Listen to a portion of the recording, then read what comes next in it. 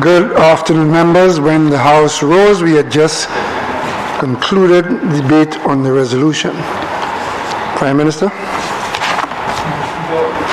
I beg to move the following motion standing in my name.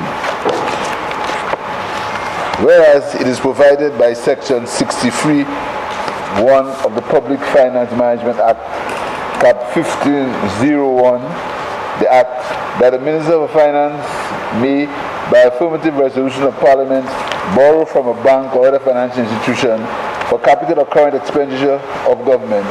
And whereas it is further provided by Section 64 of the Act, that money borrowed by the government must be paid into and form part of the consolidated fund.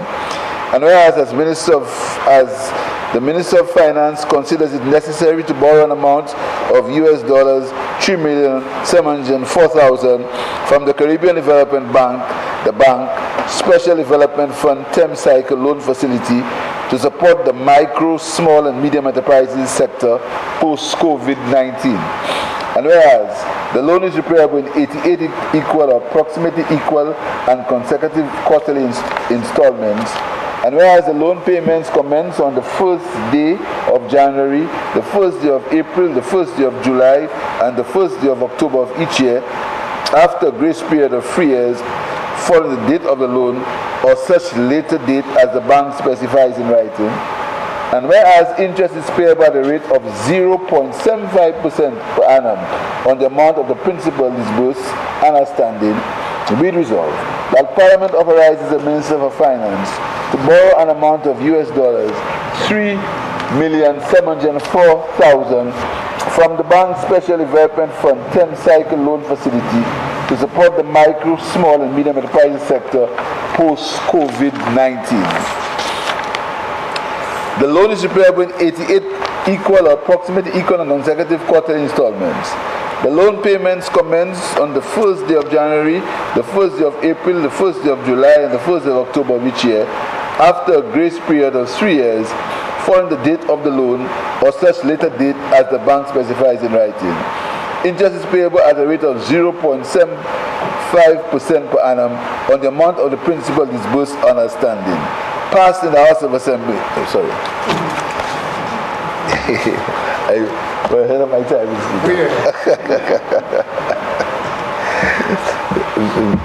Mr. Speaker, allow me again to quote from page 47 of my budget address, Mr. Speaker.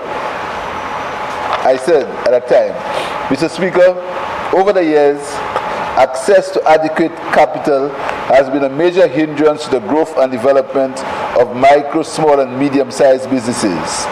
This has worsened since the onset of the COVID-19 pandemic and has exposed these businesses to a higher risk of failure. In recognition of this challenge, my government has agreed to assist those businesses in getting on their feet by providing working capital support. Mr. Speaker, I am pleased to announce, consistent with our promise in our election manifesto to small business owners, that the government will provide much needed financial support across all sectors of the economy to micro, small and medium-sized businesses in the form of soft loans, grants and technical assistance. The MSME Soft Loan and Grant Program will advance the government's priorities in the areas of generating economic growth, business expansion, sustainability and diversification, employment creation, and uplifting the quality of life of St. Lucians. This initiative is targeted to reach 849 registered MSMEs, including women and young persons, and will provide at least 1,698 new jobs. The MSME Soft Loan and Grant Program will be implemented by the Department of Commerce through the St. Lucia Development Bank. A total of EC 10 million has been allocated in this year's estimates for this purpose. The Minister of Commerce will be pleased to provide further details about the program. In addition, further support has been made available to small and medium enterprises in the form of loan guarantees for loans secured from the following institutions: Bank of St. Lucia, SLDB, and First National Bank. These guarantees have been provided through the Eastern Caribbean Partial Credit Guarantee Corporation. SMEs are encouraged to make use of these instruments. And Mr. Speaker, as promised, we are borrowing from the Caribbean Development Bank at the interest rates of 0.75%, Mr. Speaker. The loans, the money made available in the form of loans and grants to small businesses. Mr. Speaker, Cabinet by conclusion number 326B of 2022, dated 16 May 2022, Cabinet approved access to the Caribbean Development Bank Special Development Fund 10th cycle SDF 10th loan facility for development projects. That was in May 2022, Mr. Speaker. Mr. Speaker, the Minister of Commerce will elaborate on the loan, Mr. Speaker, on what the financing will be used for. The Minister was instrumental, and she and the Ministry, they've worked very hard in getting this sector off the ground, and the government is making a direct investment in small businesses, Mr. Speaker. It is anticipated that the loan will deal with capital financing in the ratio of 70% loan and 20% grant and 30% loan between $3,700 and $9,200, Mr. Speaker, for each business. It will deal with capacity building, project management, and create a project management office, Mr. Speaker. Mr. Speaker, the loan is going to be administered by the Lucia Development Bank, and to facilitate this, we're going to be, as the shareholders of the bank, we're going to be increasing the authorized share capital of the bank, Mr. Speaker, and the administrative fee for the bank will consist of an agreed agency fee of 0.185 million to be paid to the bank for the disbursement of funds, loan processing, and subsequent follow-up activities with the clients, Mr. Speaker. Mr. Speaker, the loan is going to be repaid in 88 equal or approximately equal and consecutive quarterly installments. It's being paid, it's at 0.75%. It's being paid over 25 years, Mr. Speaker, with a grace period of 3 years. And the SLDB will make sub-loans to qualifying entities under the project at the rate of 3%, of which 1% will be retained by the SLDB and 2% in addition to the principal amounts. Mr. Speaker, I know the small businesses have been waiting for that kind of support, and I urge, and I also want to tell you that the Ministry of Commerce has also been waiting for the passing of that resolution so they can give much needed support to these small businesses. And Mr. Speaker, I'll allow the Minister of Commerce to deal with the fundamentals and the details, but I urge members to support. I thank you, Mr. Speaker. Members, be it resolved that Parliament authorizes the Minister for Finance to borrow an amount of US $3,704,000 from the bank's Special Development Fund 10th cycle loan facility to support the micro, small, and business enterprises sector post-COVID-19. And be it further resolved that the loan is repayable in 88 equal or approximately equal and consecutive quarterly installments. The loan payments commence on the first day of January, the first day of April, the first day of July, and the first day of October of each year after a grace period of 3 years following the date of the loan or such later date as the bank specifies in writing. Interest is payable at a rate of 0.75% per annum on the amount of the principal disbursed and outstanding. The member for Soufrière Forcejac.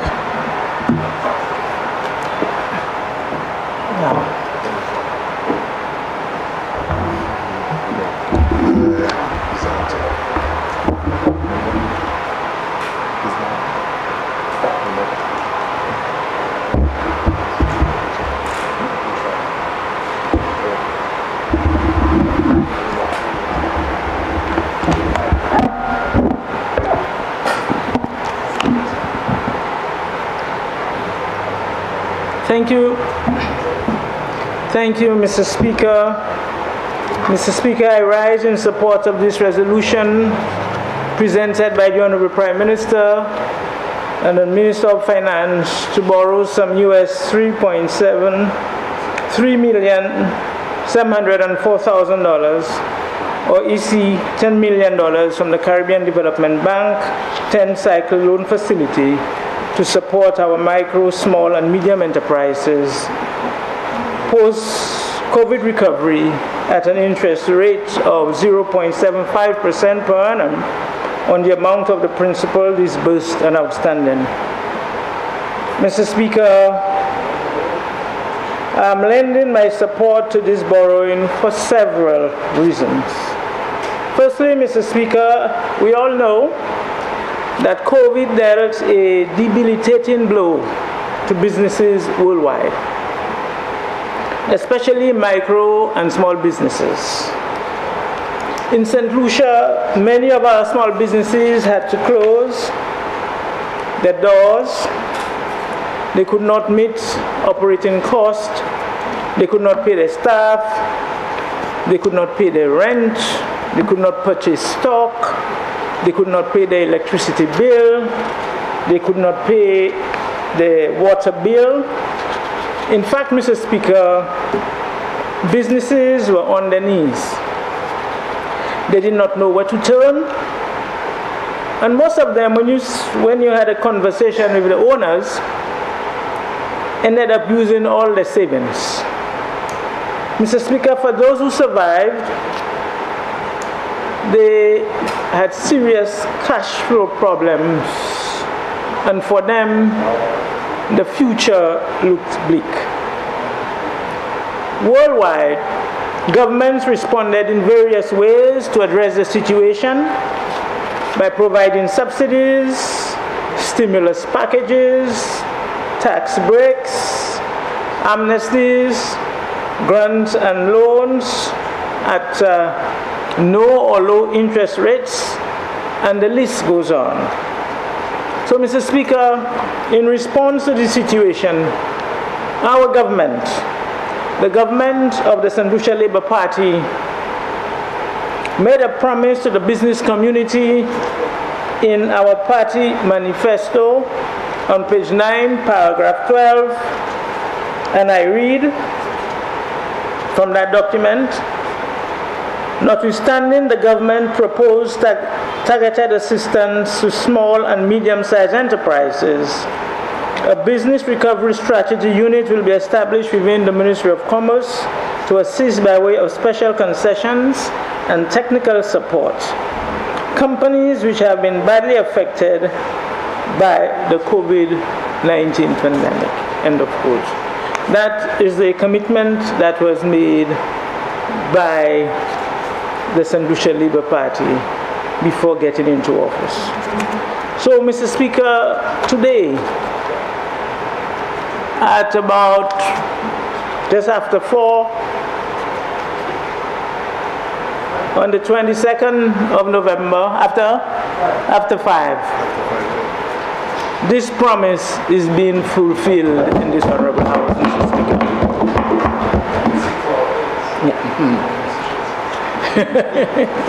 Mr. Speaker, for the first time, small businesses in St. Lucia are receiving focused attention. Yes, Leader of the Opposition. For the first time, small businesses in St. Lucia are receiving focused attention from the government. A government that made a promise to put the people first. Mr. Speaker,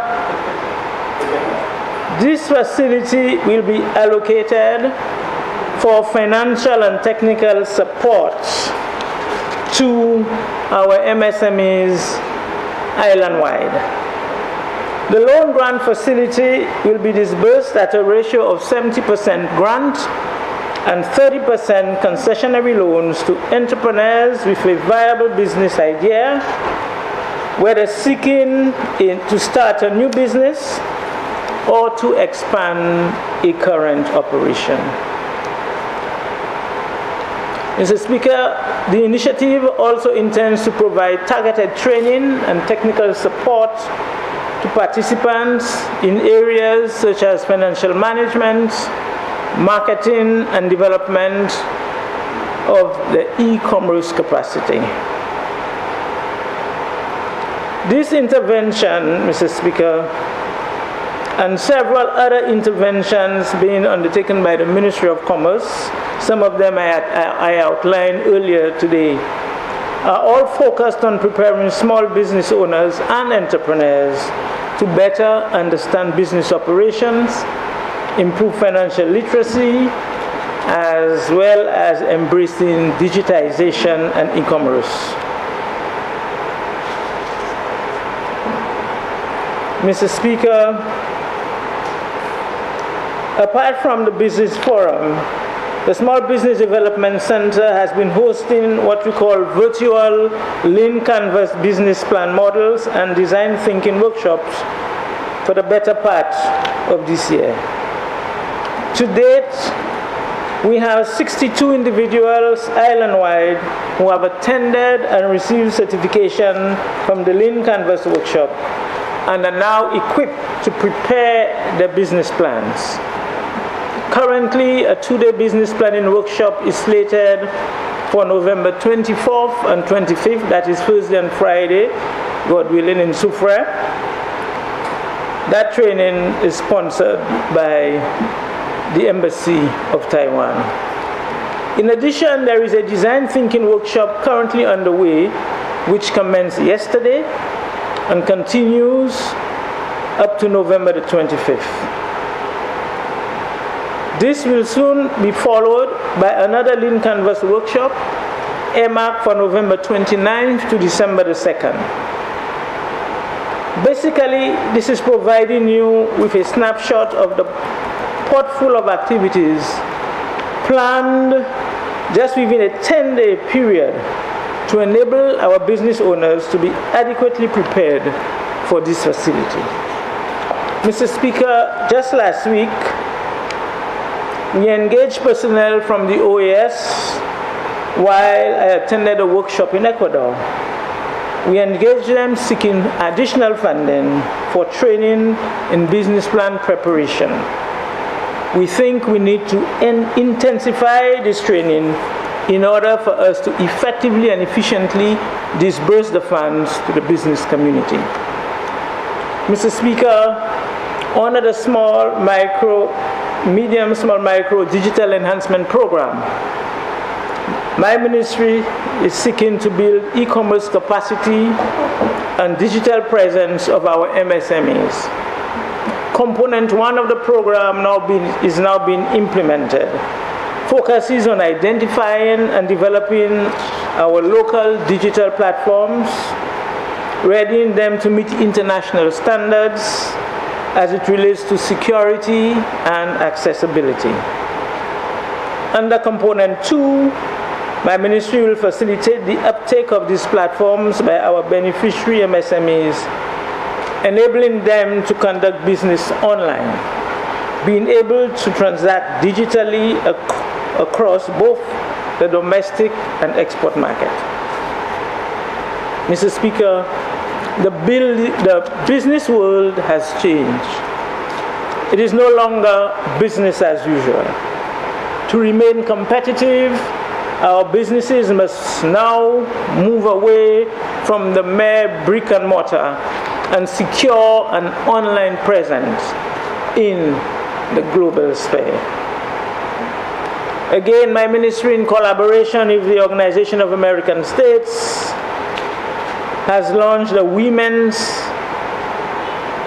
Economic Empowerment Initiative to help women in the OECS region embrace the digital economy. This initiative is a 3-year project which encourages women to be more cognizant of the possibilities and benefits of a digital economy. Mr. Speaker, this morning I mentioned about the Business, Banking and Regulatory Compliance Symposium, and there we presented the concept of what we are doing to a captive 60 business owners and other stakeholders in preparing them to capitalize on this opportunity. And I can tell you, Mr. Speaker, all those who were present were ready to embrace this micro small grant facility. Mr. Speaker, our MSME account for more than 50% of our GDP and 80% of jobs, or roughly 39,000 jobs in our country. They have a significant impact on our island's economy and social fabric. Therefore, providing relief to these businesses is not only a nice thing to do, but rather it is the correct thing to do. That's right. It must be part of our core mission as well as our strategy to grow our economy and contribute to the social and economic development of our women, youth, which forms a major part of this subsector. Mr. Speaker, the loan grant facility will be launched in the coming weeks, subject to receiving the stamp of approval from this august body. So I humbly exhort all members to provide that support to this resolution. So, Mr. Speaker, who will benefit from this facility? I can tell you, based on the decisions that we've made, St. Lucian nationals between the ages of 31 and 60. Those younger will focus on the youth economy. Owners of incorporated or registered businesses operating within the following priority sectors: agriculture, agro-processing, agro-tourism, manufacturing, services including ICT, beauty and wellness, and professional services. Persons who can demonstrate the ability to fulfill their business ideas or propositions upon receipt of this loan grant facility. Mr. Speaker, the loan component will be disbursed at a maximum compounded interest rate of 3%, with very little or no collateral required.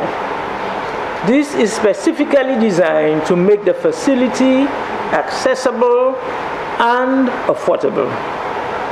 Mr. Speaker, a special evaluation committee comprising representatives of the private and public sector will be established to review and approve applications, which must be accompanied with a business plan. The funds will be disbursed by the St. Lucia Development Bank on the advice of that evaluation committee. Mr. Speaker, our yardstick within the Ministry of Commerce is for a 14-day period between application of the loans and disbursements, Mr. Speaker. We believe that we must be agile and we must set the example for our businesses. So within the Ministry of Commerce, we continue to refine our processes, and that is why we have been going out around the island trying to get, with our business forum, to get persons interested, to get persons to start registering, and now we are training people to prepare their business plans. So as soon as this process of getting this resolution approved here and the loans disbursed by the Caribbean Development Bank, we want our businesses to be in a position to benefit. We do not want this. Our businesses have been waiting for a long time, and now we want to deliver. So, Mr. Speaker, when we have looked, the question one might have is, what is the maximum amount of loan or grant that a business can receive? The analysis that we have done is, for example, we have made provision for 110 pre-ventures, and that is persons that would come with a new business idea. And these persons would receive up to $10,000 in the first instance, between grant funding and loan funding. So a person with a new idea, with a properly prepared business plan, after evaluation by the committee, would receive a maximum of $7,000 in grant funding and $3,000 in loan funding. We've made provision for 110 of these new ventures, which is going to be $1.1 million out of the allocation. For startup enterprises less than 2 years in operation, Mr. Speaker, based on our database, we've made provision for 220 of these. And the maximum loan grant facility for these startups would be $20,000. So the maximum grant for startup enterprises with less than 2 years in operation, your maximum grant would be $14,000 and your maximum loan $6,000, a total of $20,000. So we've made provision for 220 of those persons of these businesses. That will be a total of $4.4 million.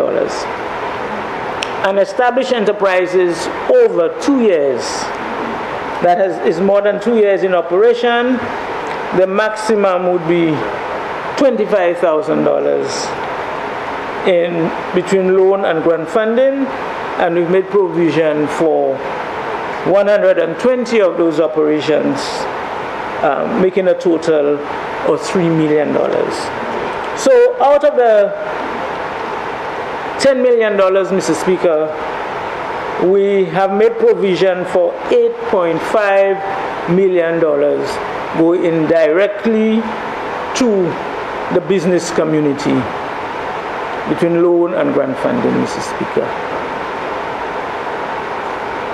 The balance of 1.5 will go into, I think about 500 is going to SLDB for the disbursement, for the fees in disbursement, and the other $1 million would be in technical support to ensure and hand-holding to ensure that these businesses survive. That is the sustainability program that we have put together, Mr. Speaker. So, Mr. Speaker, what are some of the conditions of the loan, what we can use those funds for? And we've looked at it and we said equipment upgrade and modernization, food safety standards, certification and regulation, purchase of raw material, purchase of direct supplies,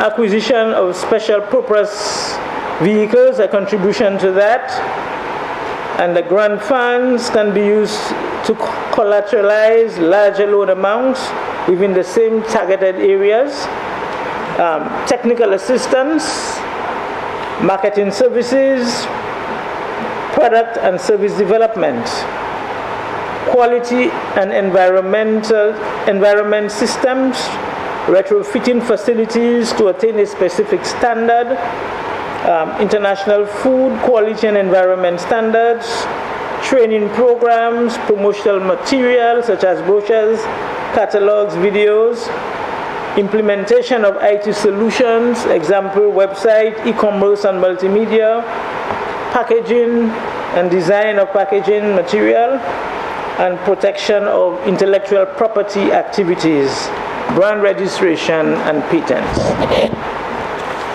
The businesses will not be able to use the funding for the following: overhead expenses such as salaries and wages, sponsorship, personal use, traveling costs, individual scholarships or training, that is things that are personal to the owner, acquisition of general motor vehicles. They cannot use those funds to pay interest on another loan. They cannot they cannot use it to settle arrears of taxations. They cannot use it to pay other debts, and they cannot use it to finance items that is being funded from another area. So, Mr. Speaker, further to the launching of this, to what we are doing, we intend to launch the MSME policy almost at this point. And the MSME policy, Mr. Speaker, is to assist MSMEs for sustainable growth and development and to enhance the operational and regulatory environment in which they operate. This document will be presented to the Cabinet of Ministers and then be implemented. Mr. Speaker, the Ministry of Commerce so far has some 7,000 registered MSME clients. And each month, we welcome some 100 new registrants in the family. May I add that out of this number, more than 50% of our clients are women, Mr. Speaker. So I am extremely pleased that this intervention this afternoon is going to address in a very big way our women, Mr. Speaker. Because you know, when you have placed, when you look at our business, especially our small and micro businesses, the majority are women. And that is the majority are women. And as we know, our own structure and story in St. Lucia, that we have quite a few women as heads of households. So what we are doing this afternoon is to transform lives and livelihoods.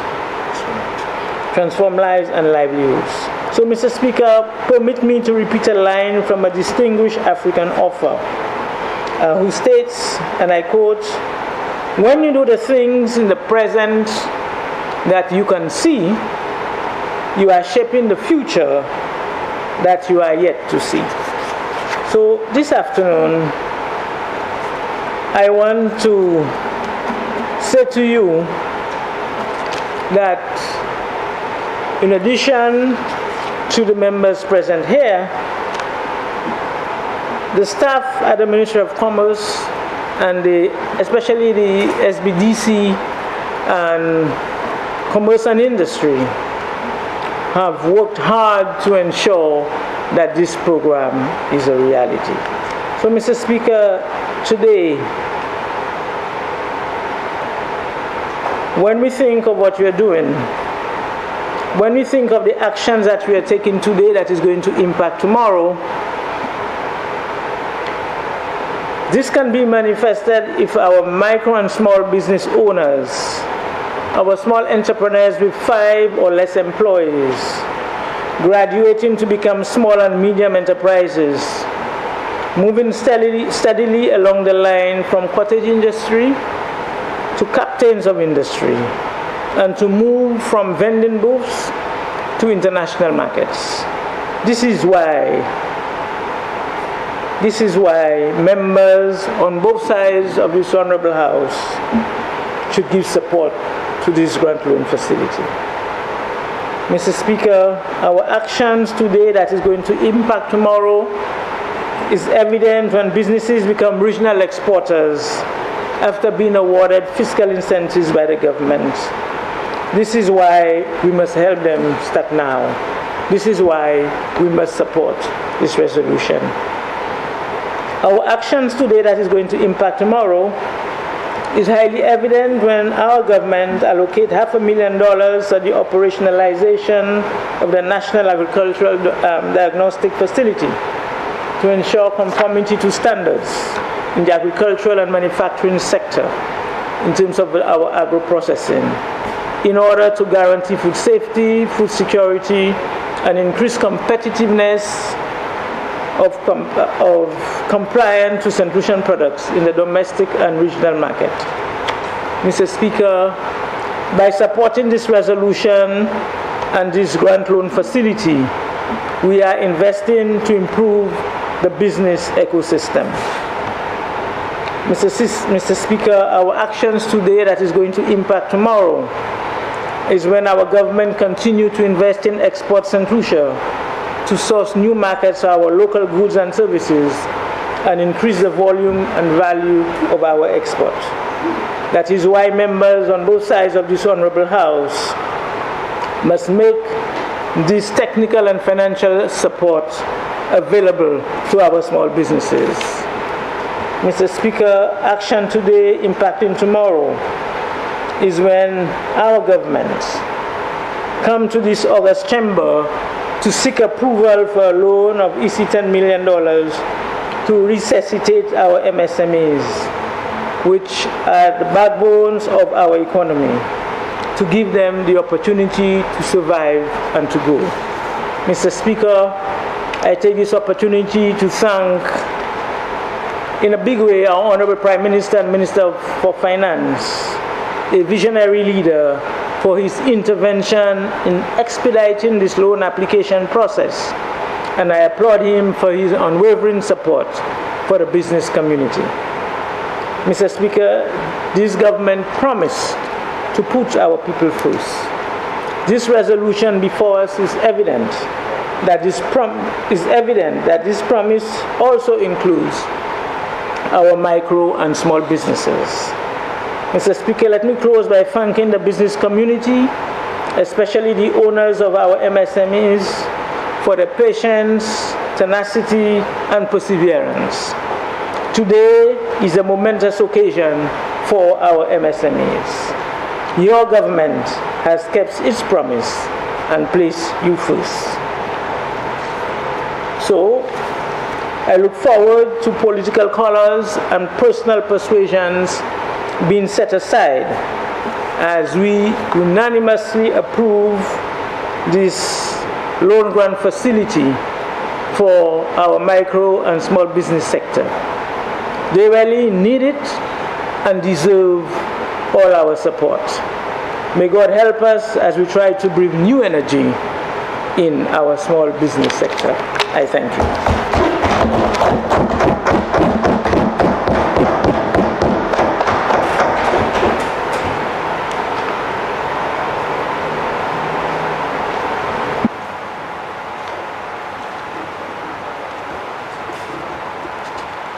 Member for Suzel.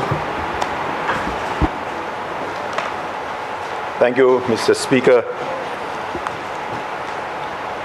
Mr. Speaker, it would be gracious of me as a former Minister of Commerce, a former banker, not to support this resolution. And I definitely support the resolution in front of us, Mr. Speaker. However, Mr. Speaker, I will say the current Minister of Commerce, who outside of politics I have a lot of love for her. We share the same birth date. We share the same principles as it relates to finance, Mr. Speaker. But so I would have preferred to have heard the former Minister of Commerce say that the current Minister of Commerce say, and former, yes, that's right. Current Minister of Commerce say that the Ministry of Commerce is continuing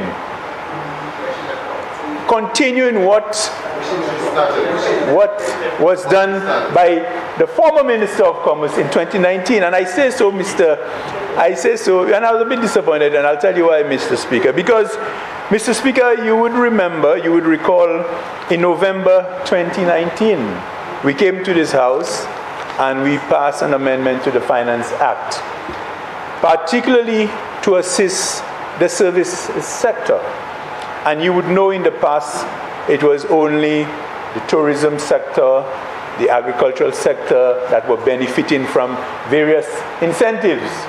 And we came into this House and we identified 5 services sectors: professional services, ITC sector, health and wellness, creative sectors, and the entertainment sector, Mr. Speaker, where we identify these sectors so that they would have been able to access items coming into St. Lucia duty-free once they qualify. And this was significant, Mr. Speaker, because a lot of these small businesses fall under that bracket. And the intention going forward was to widen that scope of services sectors, because a lot of people were struggling, particularly in paying the kind of duties that they had to pay upfront on the dogs. And Minister, I'm sure, would have gotten quite a few memos to Cabinet where people have been requesting such approvals. So this is not, to say today that this is the first time. I was a bit disappointed, Minister, because I think, it's continuing in terms of what we do in the Ministry of Commerce to help small businesses. I would also wish to mention, Mr. Speaker, that I came to the Parliament as well to ensure that VAT, which was being paid by the manufacturing sector upfront when goods raw material was being brought in, we removed that upfront payment so that you could have paid after production, Mr. Speaker.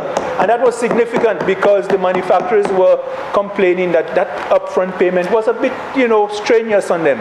So these are things that was done, Mr. Speaker, to help small businesses, Mr. Speaker. And I want to echo, the previous contribution by the member from Gifford South, where he spoke to the exorbitant fees, administration fee. It's something we need to look at. It's significant in terms of the kind of administrative fees, and Minister spoke to it. She said, I think 8 million and the other 2 million goes into other technical areas. This 2 million, 1.5. That's significant, and it can help quite a few businesses in my community of Choiseul Saltibus. And I think also the Prime Minister in the youth economy also had a $10 million, and about 4 million of that was going into the whole technical thing again. So it is something I think we need to look at in terms of the amount of money that goes into this technical administrative aspect of things. That can help.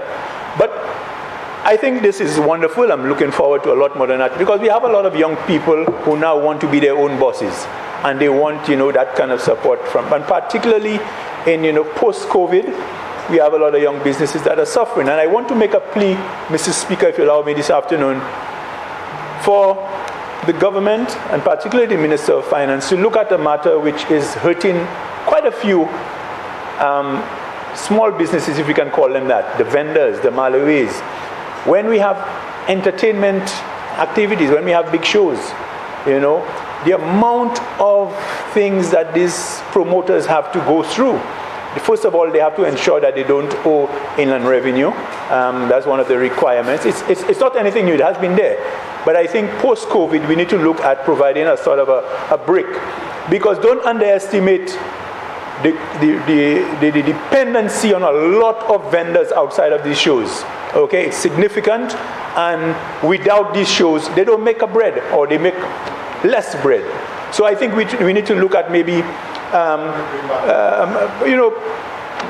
softening it a little bit in terms of the number of things that they're asking for. I also want to take the opportunity. The Minister of Fisheries stepped out, but I wanted to take, because fishermen are small businesses too. And recently, a lot of the fishermen in my community have been complaining about the high cost of the nets, the wire net to catch their pot fish, and also the quality. And I think, and what I say? Yeah. Well, that's another thing altogether. So one of these days we will have that conversation, Minister of Housing, about that excavator. We'll have, because it's a very interesting story. Okay, I may have more background information than you. Okay, so Mr. Speaker, whether we should, look at various subsidies for the fishermen as it relates to the cost of that of that wire, Mr. Speaker.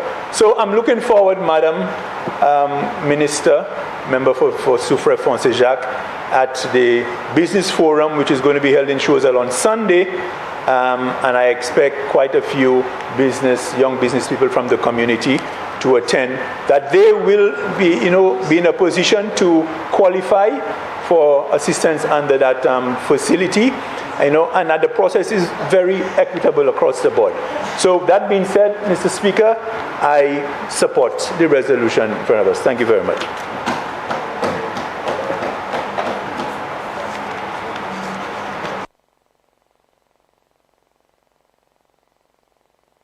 Amazing. The member for Mico South. Thank you, Mr. Speaker. It's amazing, something as important as this, and I heard the minister's plea that members have nothing to say. That's interesting. But Mr. Speaker, I want to again stand in support of this resolution. I think that the success of every economy, the backbone of every major economy, is small business. And I'm always saying that one thing that every single business, big business, has in common is they all started small. And that's the encouragement, Mr. Speaker, I keep on trying to tell our young people. It doesn't matter how small it is. Microsoft, Apple, all of these major companies started in a garage. And the reality is it's our intellectual property is really one of the greatest assets that we have. And I'm one who's a big believer in supporting small businesses and to get small businesses to also appreciate, Mr. Speaker, that tourism creates an opportunity for them to be in the export market.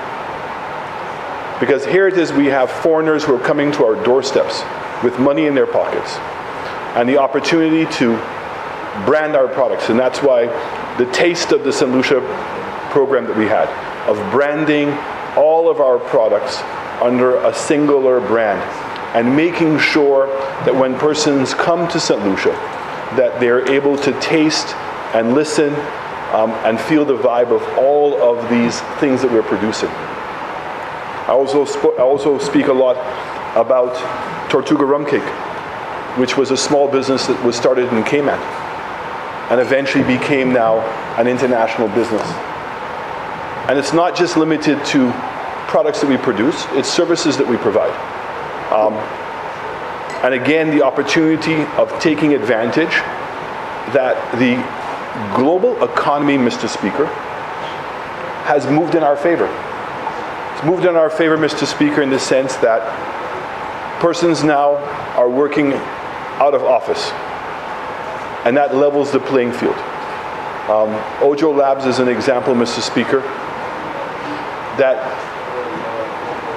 now all of the persons who were employed at Ojo are actually working out of their homes.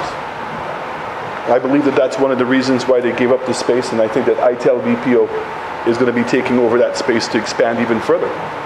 But the reality is that we now, in the service sector, can provide many services that were unthinkable in the past. And I'm hoping that these microloans will be made applicable to those persons. The ability to be able to put proper internet in your home, the ability to have a proper computer, and to provide the services on a regular basis, because the internet is a critical. And I don't know about other members in this house, but certainly in my own experience, and also in speaking to many St. Lucians, and again, I'm not putting this blame on the government. I think the reality is we have to focus a bit more on our broadband width.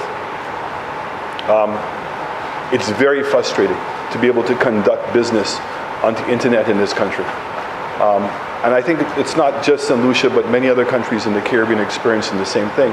But the point is that if we're really going to appreciate that we want our young persons to get into small businesses that are global, then we have to be able to create that portal for them to be able to do so.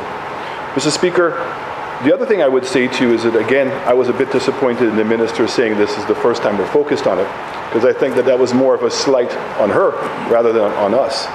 But the reality is that I think that we've all been speaking about the small businesses.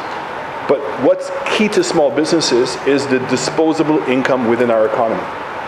And the reality is, Mr. Speaker, this particular motion in itself is not going to solve the problem. And the reality is the cost of doing business in St. Lucia for small businesses has significantly increased, again, because of what has happened with the inflation. And the reality is Lucia and the fuel surcharges at Lucia are egregious. And I'm really surprised that we continue to do this. And I put myself in there, as well as a former Prime Minister and a Minister of Finance. I know that we had a lot of meetings in attempts to try to solve this problem with Lucia. But for Lucia to have charged the fuel surcharge increases that they've had, and their costs really, other than the CIF price or FOB price of fuel, nothing else has gone up. And I keep on making the point, and certainly when I've met with the board and the management of Lucia, it cannot be that St. Lucia is in the business of making sure that Lucia makes money. Lucia also has to have an appreciation that if it wants its own economic base to grow, it has to be concerned about the competitiveness of its businesses.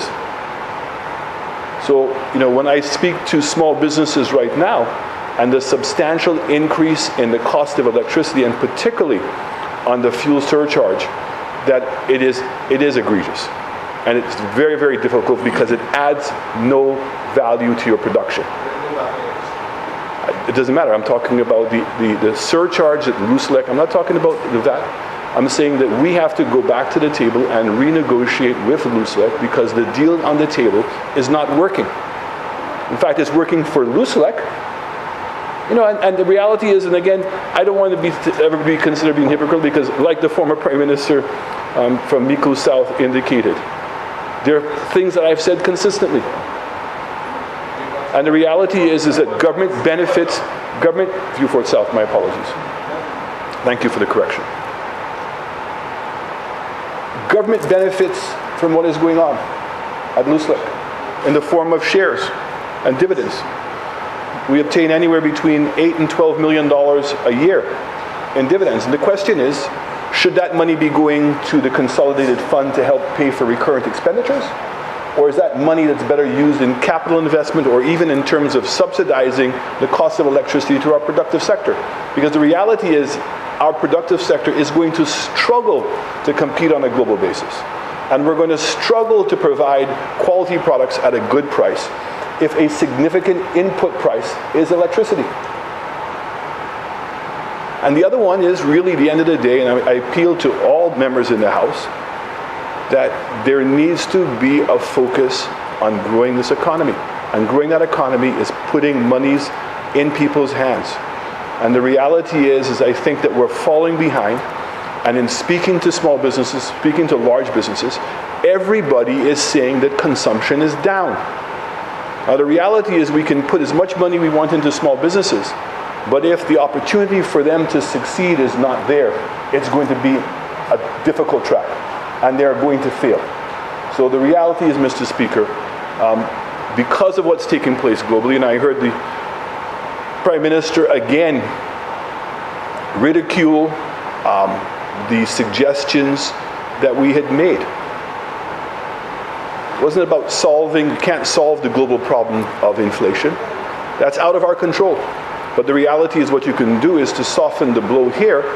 And I keep saying this, Prime Minister, that it's much better for government to subsidize jobs when the majority of the wage is being paid by a private sector person. Because of the lack of a proper social net system in this country, when a person becomes unemployed in this country, it becomes too heavy of a burden for all of us. So the reality is subsidizing electricity prices, reducing the amount that we're collecting on duties coming in, are all better to do in order to make sure that your private sector remains competitive. Because it's in that competitiveness that it remains employed, and once people are employed and they're getting money in their pocket, that's what creates the consumption. So I want to applaud the minister, and I want to also to applaud the former minister as well, because I know he was extremely passionate about developing the resources. And that's a big reason why United Workers' Party was so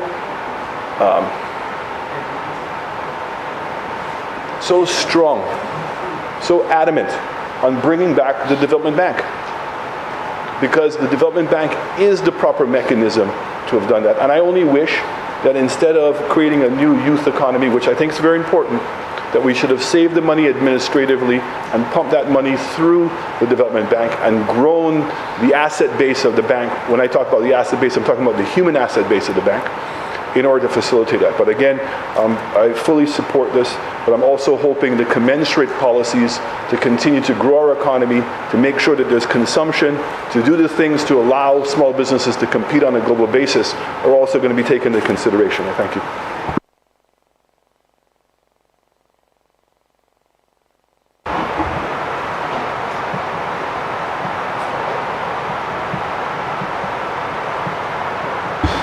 Member for Viewfort North. Mr. Speaker, I stand to make a brief contribution to this debate. I fully support the loan which will give opportunities to our small and micro enterprises, and I know the people of my constituency are looking forward to this opportunity. Mr. Speaker, I note that in the presentation of the Minister with responsibility for commerce and the member for Soufrière, she indicated that this opportunity will target small business and micro business owners who are between the ages of 30 or 31 to 60 years. When the Prime Minister introduced the idea of the youth economy, Mr. Speaker, many individuals in my constituency said to me, Zoka Gade, about youth, you are looking after the youth, but what about us? And that was a concern. And I want to say to them, Mr. Speaker, through you, that this opportunity will allow them to breathe a little, will allow them to develop their businesses, and it's a wonderful opportunity. Mr. Speaker, many people in my constituency will benefit. Over the years, we have kept a list, and we keep updating that list, and we have found over 160 smaller micro businesses in Viewfort North. A number of them are agro businesses. Some of them are CMOS processors. Others process cocoa into cocoa sticks and so on. And there are some thriving micro businesses where individuals from Viewfort North package the little cocoa stick and cannelle and so on to send overseas. And a number of them are working in a little room which is specially designed for that kind of activity. A number of them also are traditional business people, hairdressers and so on, in the traditional sector, and I'm sure they will benefit. They will look to the benefits of this opportunity. And a number of them we have some masseuse, and a few of them have developed in the area, and they are benefiting from tourism, and I look forward to them benefiting from this. We have individuals, for example, who are going into rural touristic activity. They are building houses in the forests and inviting individuals to come to stay for the weekend. A number of these activities are happening, and I'm very happy we have an opportunity to offer them some assistance. I heard the minister say, for example, out of a $10,000 opportunity, maybe they might get up to $4,000 in loan and $6,000 in grant, or conversely $6,000 or $4,000. All of that is good news, Mr. Speaker. We have a number of individuals with car wash businesses. I want to say to the people, Mr. Speaker, and to this House, that this is again another opportunity which is being afforded by this government to get individuals to retool. I understand that we have economic challenges. COVID has brought on so many economic challenges, but it may not be like this forever. This opportunity allows our small businesses to retool possibly to invest in new equipment, small equipment, maybe processing equipment. So by the time things take off and the economy continues to improve, they will be able to benefit. I call on organizations, Mr. Speaker, to join the government. And many organizations, the development committees, many of them continue to play the role of the traditional development committees. The constituency councils, they continue to hold meetings and have regular activities and so on. But there is an opportunity. This government is saying to all these community organizations to get involved. Get involved. Go out there and look for the people in our communities who want to start a business and cause our communities to be entrepreneur-driven communities so that we can change the face of employment. So, Mr. Speaker, I support this. I look forward to many small businesses in our community benefiting, and very soon we will have our own business forum. A number of them are already asking for it so that the individuals can register. Mobility tout job for North, Mr. Speaker. Mi gouvernement a ban nou lot l'occasion pour nous engager affaires nous en business. Là les moun qui ka fait pain kako et ka mette en nylon et mette cannelle voyer l'autre pays, ça c'est un business. Avec gouvernement ka de si ou registré avec ministre commerce, yo kay ba ou instrument et yo kay ba ou opportunité pour faire business ou faire plus l'argent et plus profit. Ou ça joindre l'argent prêté avec aussi en anglais nous ka dit grant, ça veut dire gouvernement qui prête de l'argent avec de l'argent ou pas ni pour vivre payer. Ça c'est une bonne occasion. Ces gens Simos là qui en Opicon, qui en Kako, qui en Magotine, moi couiller les autres pour faire bagaille la primaire, registrer business ou avec faire bagaille la primaire, c'est mon qui a fait Simos.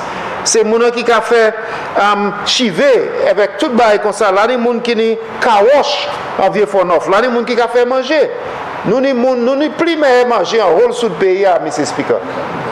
In the whole south of St. Lucia, you get fish, you get all kinds of things. You go to Veversel, in Bellevue, in Grace. People from Vieux-Fort South and Labrie, everywhere on a Tuesday night come to Vieux-Fort North to have dinner, Mr. Speaker. So, small businesses, we have a lot of small businesses, and I want to encourage the people to join. Mobility c'est gain là, c'est development committee là, c'est council là. Nous avons fait toute activité traditionnelle pour vous, sport avec différentes activités comme ça. Mais mille en l'occasion pour nous aller se combiner avec acheter moun qui veulent faire business. Et le gouvernement nous a aidé. Ça a aidé les affaires travail en Vieux-Fort Nord. So, là, il y a une opportunité avec couiller ministre commerce, couiller ministre là, si vous pas assurer ça pour faire, venir en office, mettez nous avec nous, faire contact avec ministre commerce. Et tout de suite, nous avons une grande occasion, nous avons dit business forum, que nous avons invité tout gens business pour venir acheter l'occasion ça là. Mr. Speaker, I wish to congratulate the Prime Minister on his focus, putting people first, Mr. Speaker. And while members opposite will talk about that was their thing, mention them. We are government. Nous avons délivré, Mr. Speaker. Ça c'est différence nous avec vous. Vous n'y comme bagaille à tube là, à tio à qui choque. Nous avons délivré by Joseph ici avec moi complimenter Premier ministre là avec ministre commerce. Merci en chat, Mr. Speaker.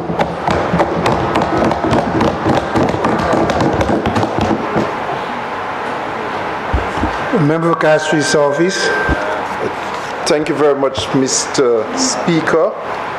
Of course, it would not be fair for me not to mention the importance of this initiative for the people that I also represent in Castries Southeast, as well as the people associated with the work of the Ministry of Equity. Mr. Speaker, the Bell Fund that was established, and of course the former Prime Minister, the member for Vieux-Fort South, made reference to the number of agencies that were established under his watch. And this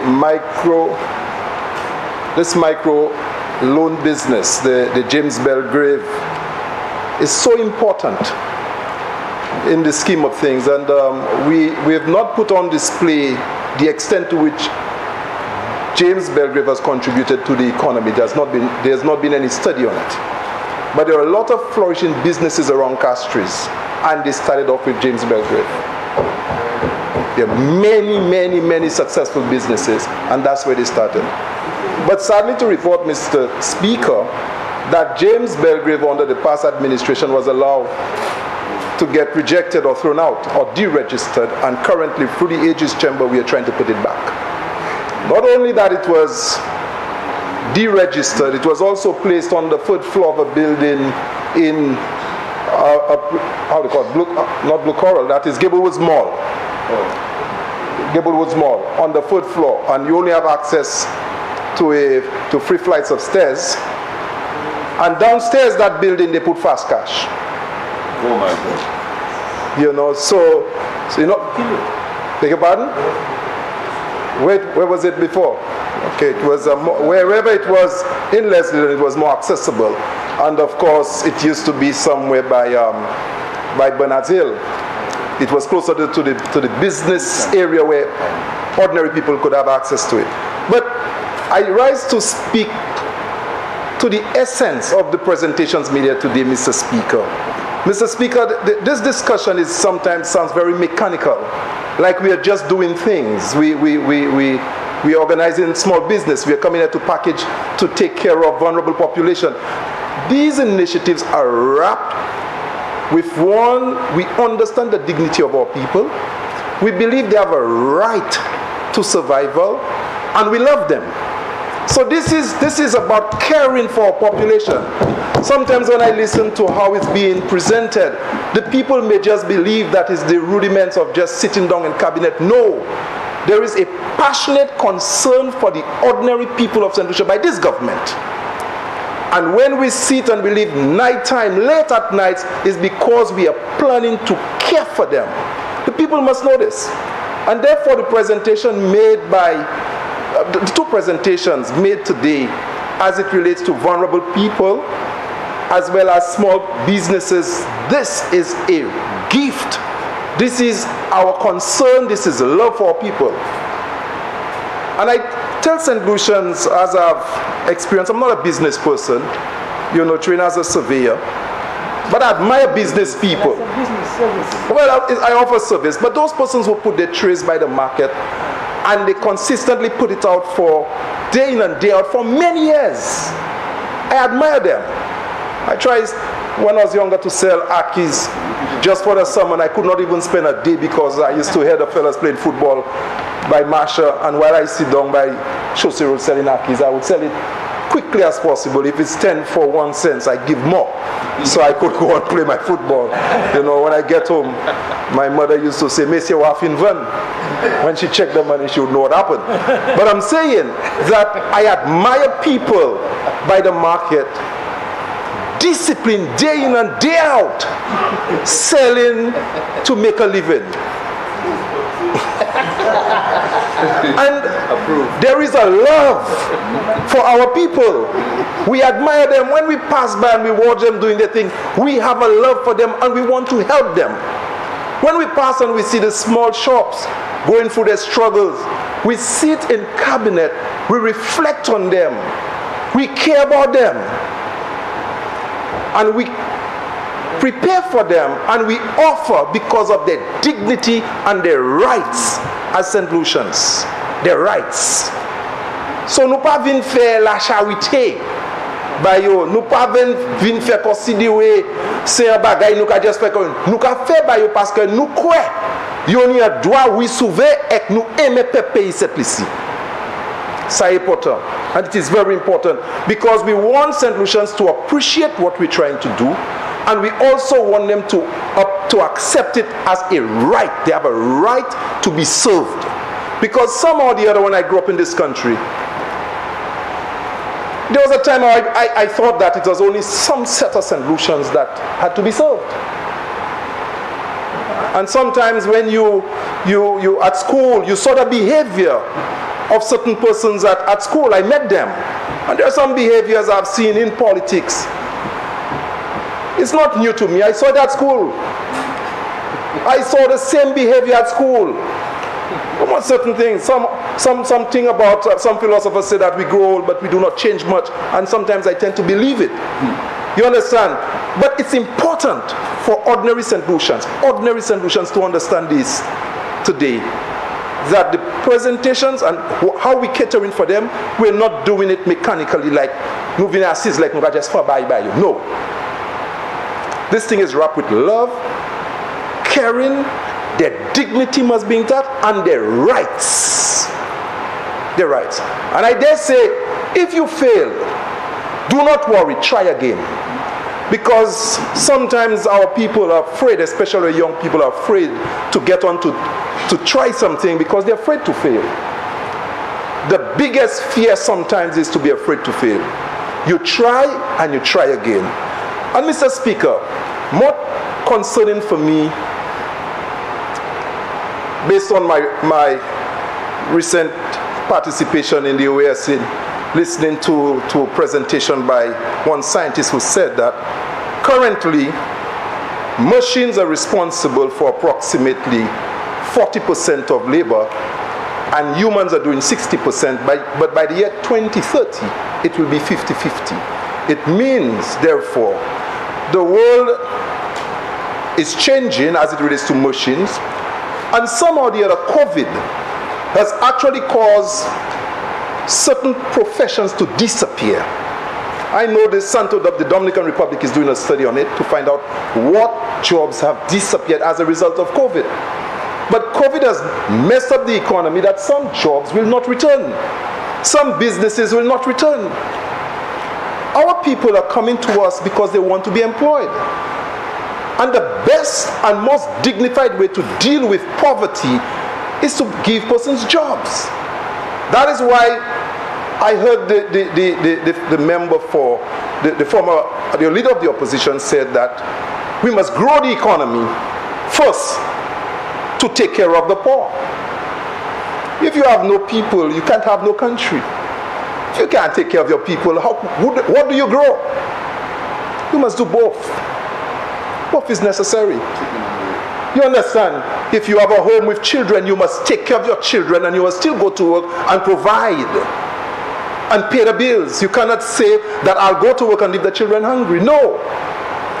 In small island developing states, it's important that while we grow the economy, we must invest in the population, because what is on the horizon is scary for most developing countries. One, climate change. Two, there seems to be a growing issue of unemployment.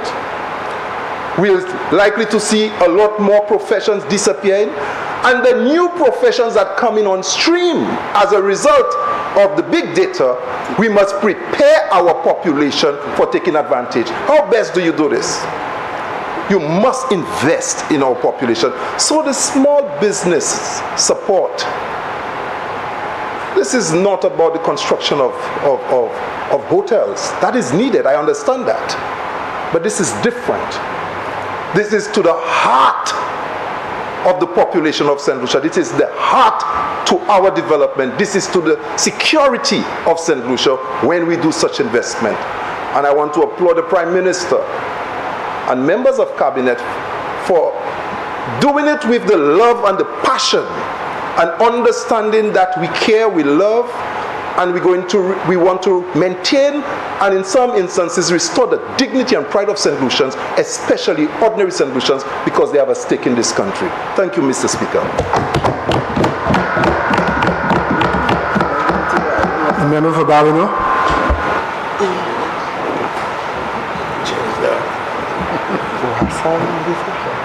Mr. Speaker, I rise in support of the bill which seeks to borrow some money to help our people in St. Lucia.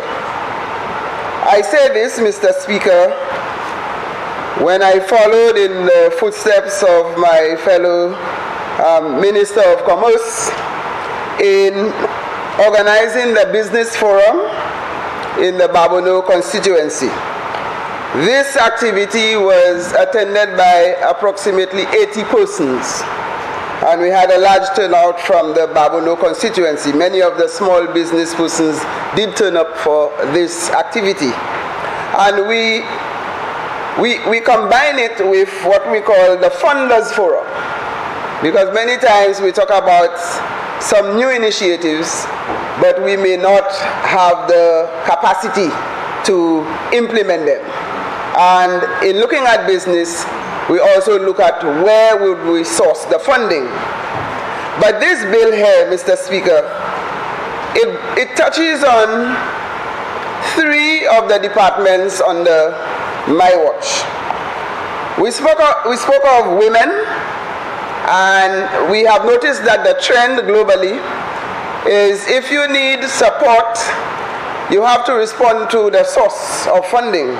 And many agencies will respond to programs that encourage women to participate. And that is where we speak of the issue of gender equality. Because in the past, what we have seen, most businesses are owned by men, because the women used to stay home to take care of the domestic activities and taking care of the children.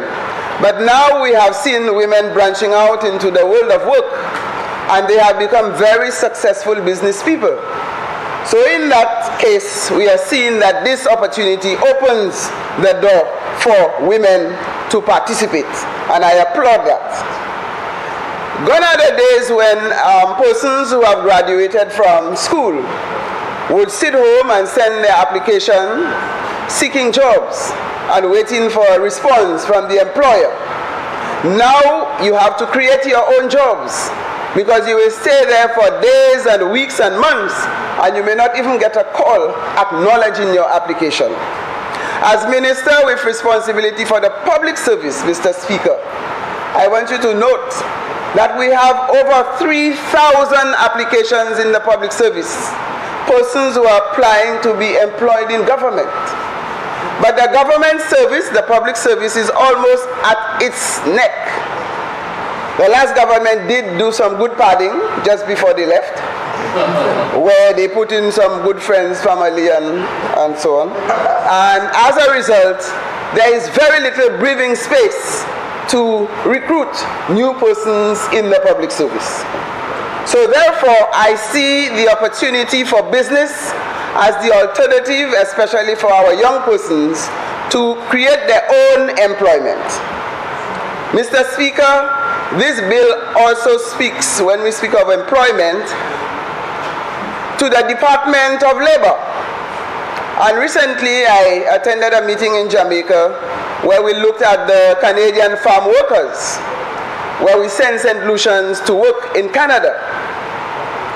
We had an incident where the women we sent to Canada returned prematurely because apparently they worked harder than they were expected, and therefore the work had completed before the time the employer had stipulated. So the contract ended prematurely, and therefore most of them had to return home. So we want to see the Department of Labor expand employment, not just looking at the farm workers and other forms of employment in Canada, but we are also looking at employment locally as well as regionally in areas where we can get St. Lucians to use their skills to work and to create livelihood for their family. Mr. Speaker, when persons have small businesses, it's actually creating an additional stream of income for them. There are people who are working sometimes for $600 a fortnight, sometimes $600 for the month. There is no way you can survive on this salary. And therefore you need multiple streams of income for you to be able to live decently. And I think the Prime Minister in his wisdom has set up a committee to look at what we call minimum wage. He has coined it livable wage. And that livable wage must be a wage at which somebody can survive on it. So that commission has been established. It is already in operation. and they are planning to deliver their first report in a few months so that we can see what sectors we are going to target.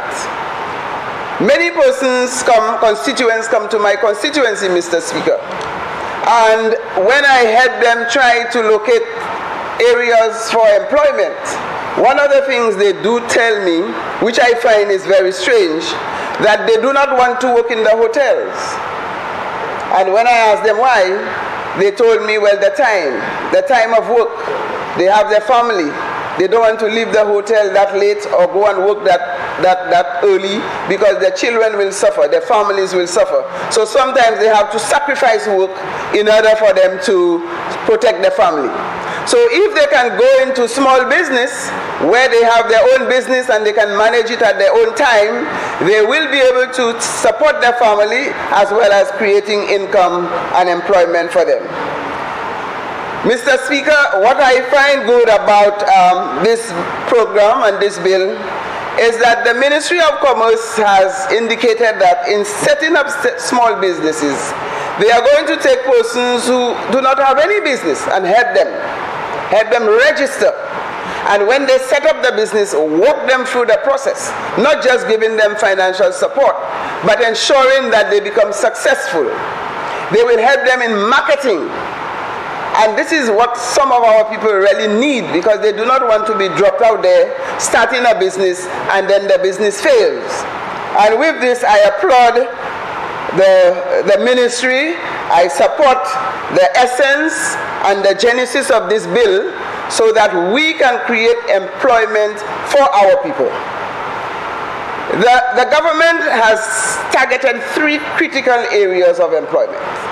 One, we see the community tourism, where government is putting financial support to help persons set up the business.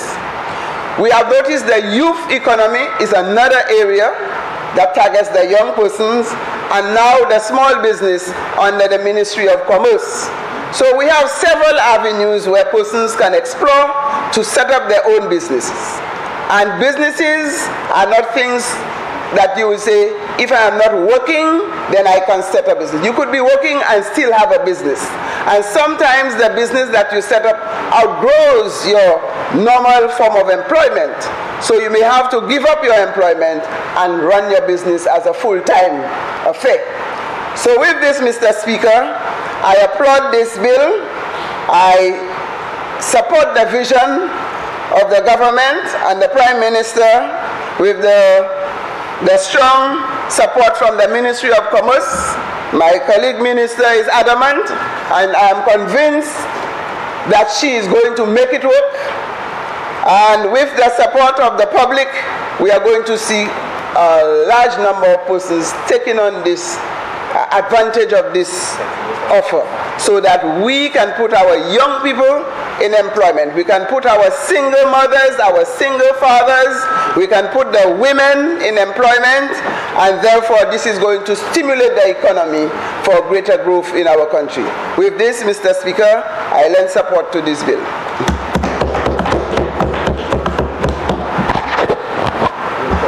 The member for Castries North. Mr. Speaker, permit me this opportunity to first commend the Prime Minister on the presentation of this resolution intended to grant support to micro, small and medium enterprise sector post-COVID-19, but more particularly to the Minister responsible for Commerce for her energy, passion and determination in an attempt to transform the business sector, the business environment here in this country. Mr. Speaker, these are timely interventions. Interventions that are targeted at the people, as we constantly say on this side. Interventions that are to redound to the benefit of the advancement of the country, and interventions that seek to open avenues for not just young people, but small business people and others who are committed to enhancing and developing themselves and being sustainable. But Mr. Speaker, listening to the presentations and studying the resolution which has been presented to us, it shows a particular trend over probably 3 or 4 decades in this country, where we have seen successive administrations, and I believe this government and former have more or less been trailblazers in some of the agencies which were established on the landscape of our country to facilitate and to enhance business development in this country. I didn't hear the contribution made by the parliamentary representative for VA4 South, but I'm told he sort of reflected on some of the many initiatives during his time, particularly after forming the government in 1997, the agencies which were put in place. And quickly to my mind, I recall the agency called TIPA, Trade Export Promotion Agency. I believe now it has mothballed into Export St. Lucia. SEDU, Small Enterprise Development Unit. And of course the Belgrave Fund, named after James Belgrave, that prominent St. Lucian gentleman who focused on young men and developing them and giving them a level of independence. But Mr. Speaker, what is most important at this time, what is really appealing to me at this time, is a new ethos, a new sensitivity among our people, a new energy, a new sort of emotion in as far as business is concerned. I believe, Mr. Speaker, in the last 12 or so months, I've seen a renewal of energy in business development. We've had a number of expos. Only on Saturday, the Ministry of Local Government, hosting some French visitors, hosted an exhibition on Constitution Park, a sort of expo, cultural and business expo. And again, you saw different individuals exposing their wares and their products in various forms. Some of them you wonder, were those made here? In fact, visiting one particular producer, I said, okay, you repackage this. But she said to me, no, it was done here in St. Lucia, and went on to indicate the process of producing those gummy bears which she had on sale. Another young lady said to me, she's so proud of the Ministry of Commerce for the level of support they gave her in helping her design her labels, produce the labels, revisit her packaging, and make them presentable sufficiently to be able to meet all of the standards to make it to the supermarket shelf. Mr. Speaker, there is new energy in self-development in this country. People are eager to do something for themselves, to be independent, and particularly the ladies. I see more ladies involved in that sort of activity as we speak. And so throughout the country, we see community after community after community hosting those expos, those expositions, showing what they can do and offering it to the general public. The minister herself has started with those business forums, intended again to sensitize the communities, advise them and sensitize them on this very facility which will be established to facilitate small, medium and micro enterprises so as to be able to access the necessary resources that will be needed for the businesses. But of course, that, Mr. Speaker, will be backed up by training. The time will come, Mr. Speaker, and I think it's already here, where we now need to think of how do we facilitate that expansion of manufacturing? How do we expand the small enterprises that are developing? And the build-up of confidence among our people confidence in their government, confidence in their country, confident that there is hope ahead of them. And so, Mr. Speaker, I think we now need to ask ourselves, how do we provide a guaranteed market for those people who are producing? Right now, you have so many individuals who have gone into CMOS. What sort of arrangement are we going to put in place for them? And I believe that will be the next step. The next step of finding that vehicle that will provide for marketing and distribution, whether it is marketing and distribution in St. Lucia or in the wider region, sub and wider region, or into the international community.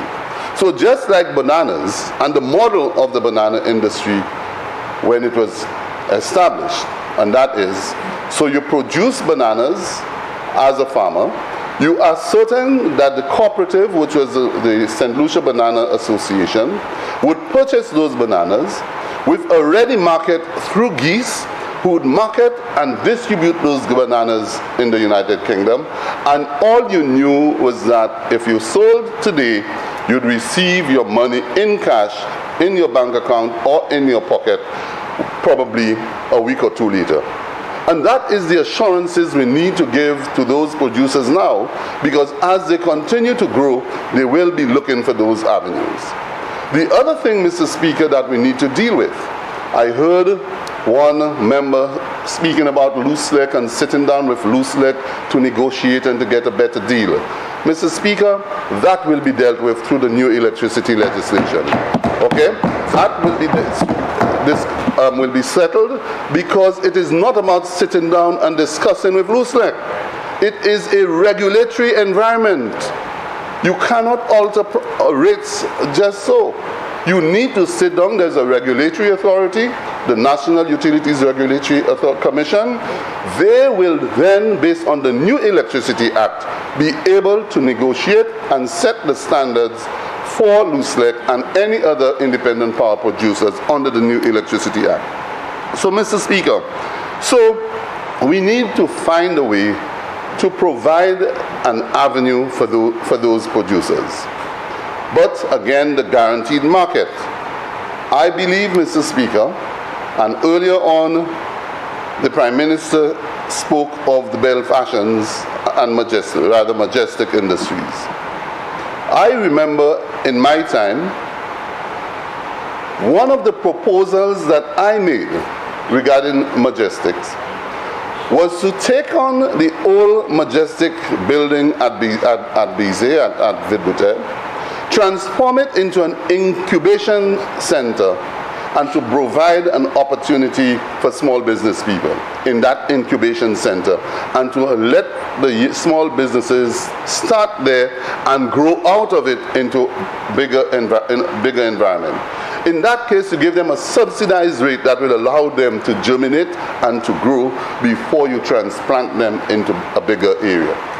But again, Mr. Speaker, the other idea is, with all of those exhibitions and expos that are taking place around, isn't it time in this country for us to have probably a trade expo center where you can have some businesses instituted in that center who are operating on a daily basis, and an exhibition hall where we can put on those exhibitions as time goes on, every month or every week or every fortnight.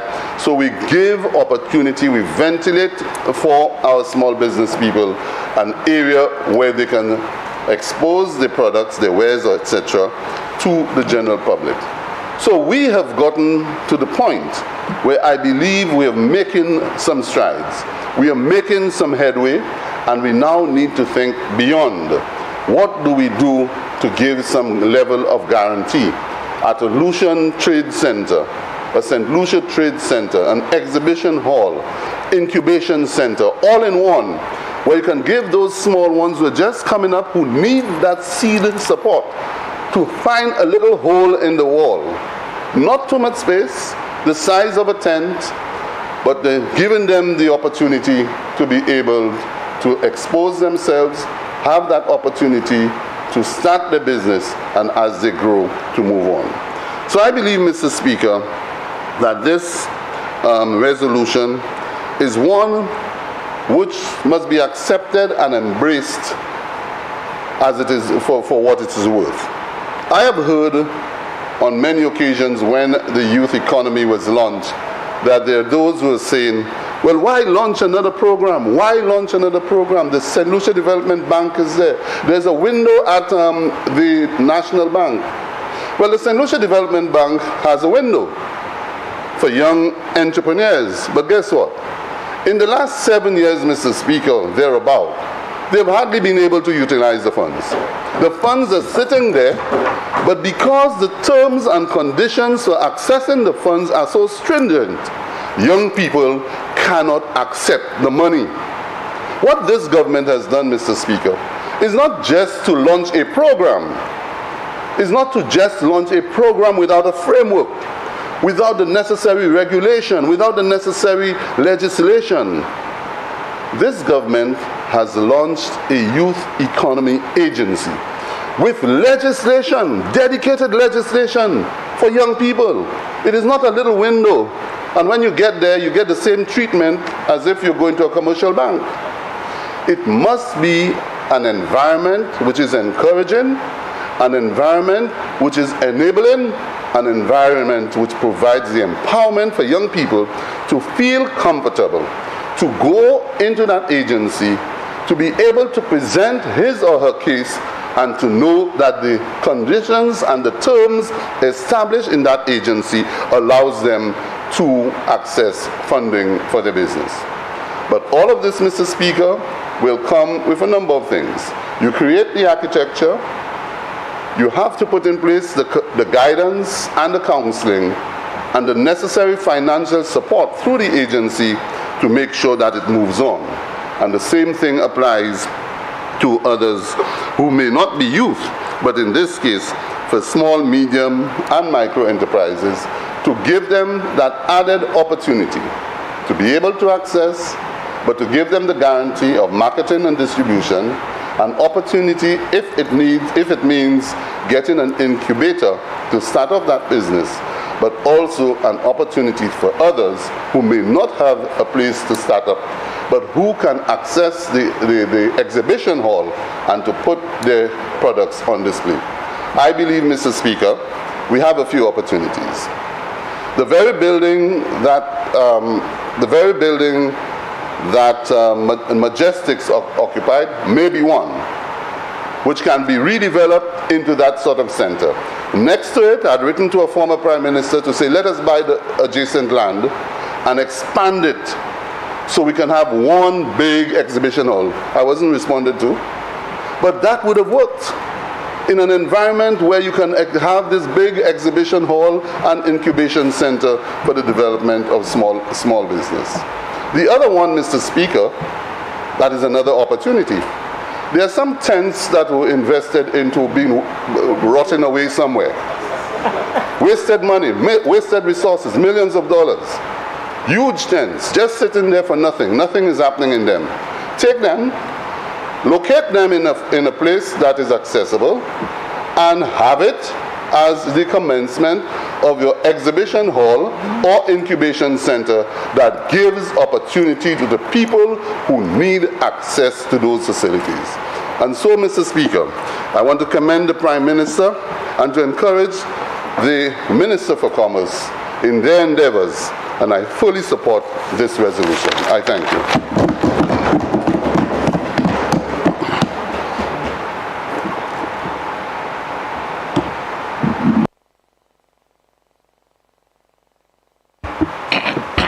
Prime Minister.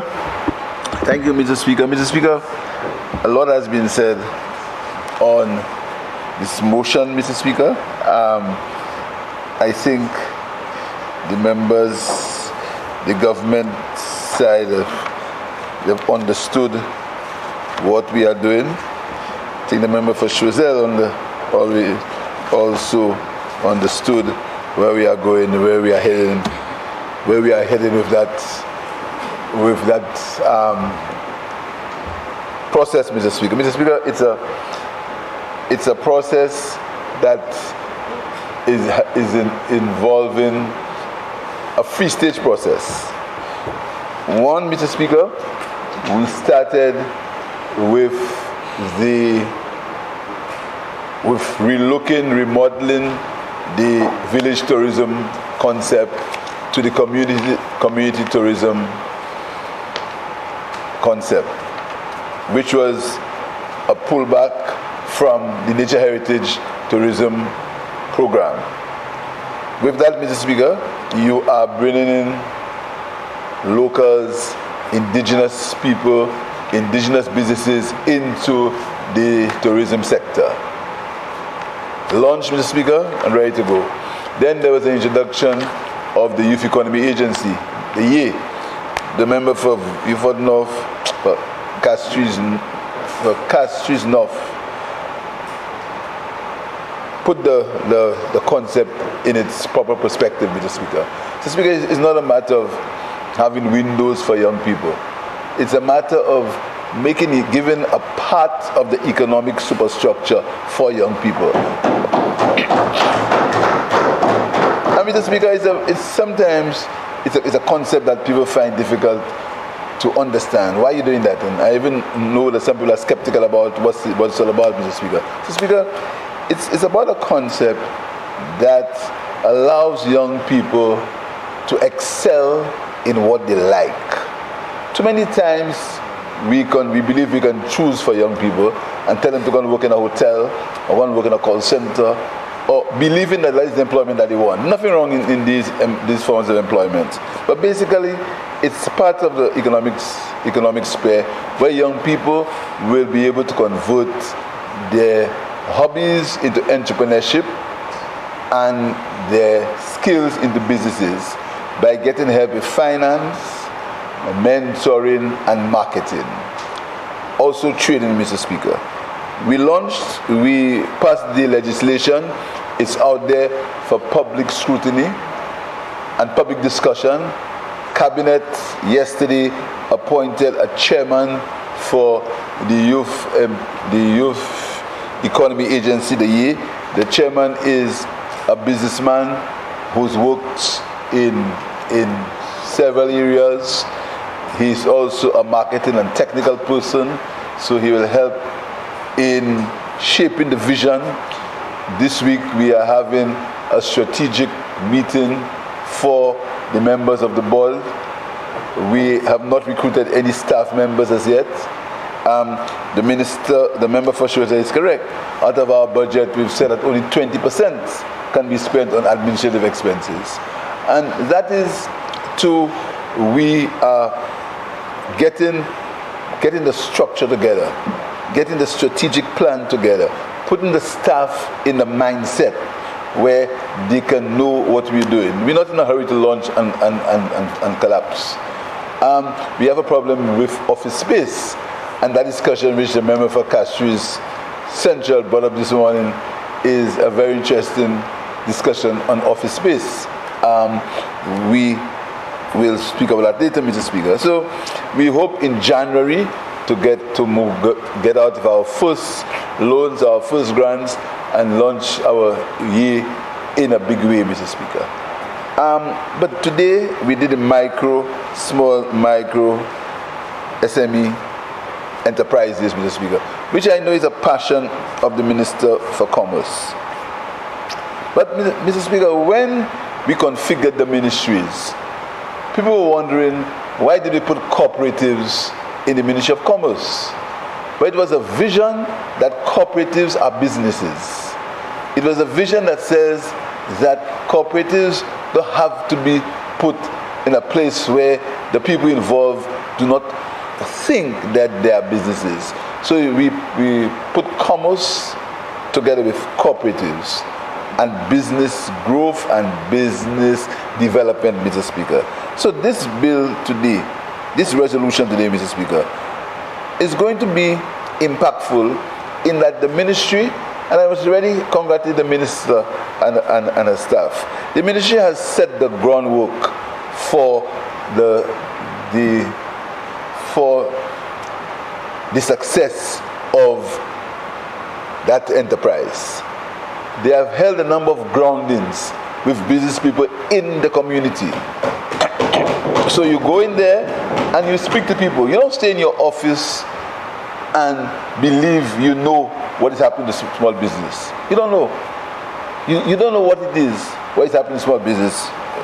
Mr. Speaker, in one of my past lives, when I used to earn some money, I did a consultancy, and my friend from Vivat South let me tell him I was not one of these technocrats. I did a consultancy for the Caribbean Development Bank on costing for small business, Mr. Speaker. And incidentally, last night when I was preparing, I was looking through my documents and I saw my letters of engagement when I was given the consultancy for the CDB. And part of that consultancy was to look at the costing systems of small businesses. And in some of the work that we did, we found out that small businesses, sometimes it is better for somebody to rent their space instead of running the business from the space. Sometimes it's better.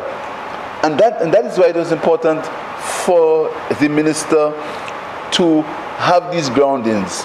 Then we have these training sessions. We have them to understand that sales are not profits. We have them to understand that a business can be a hobby, but a hobby must be a business if you want to make money. And we did, and the minister built that up. And I know I heard somewhere, oh yeah, you're talking about youth economy. What's happening there? What's happening there is we are preparing.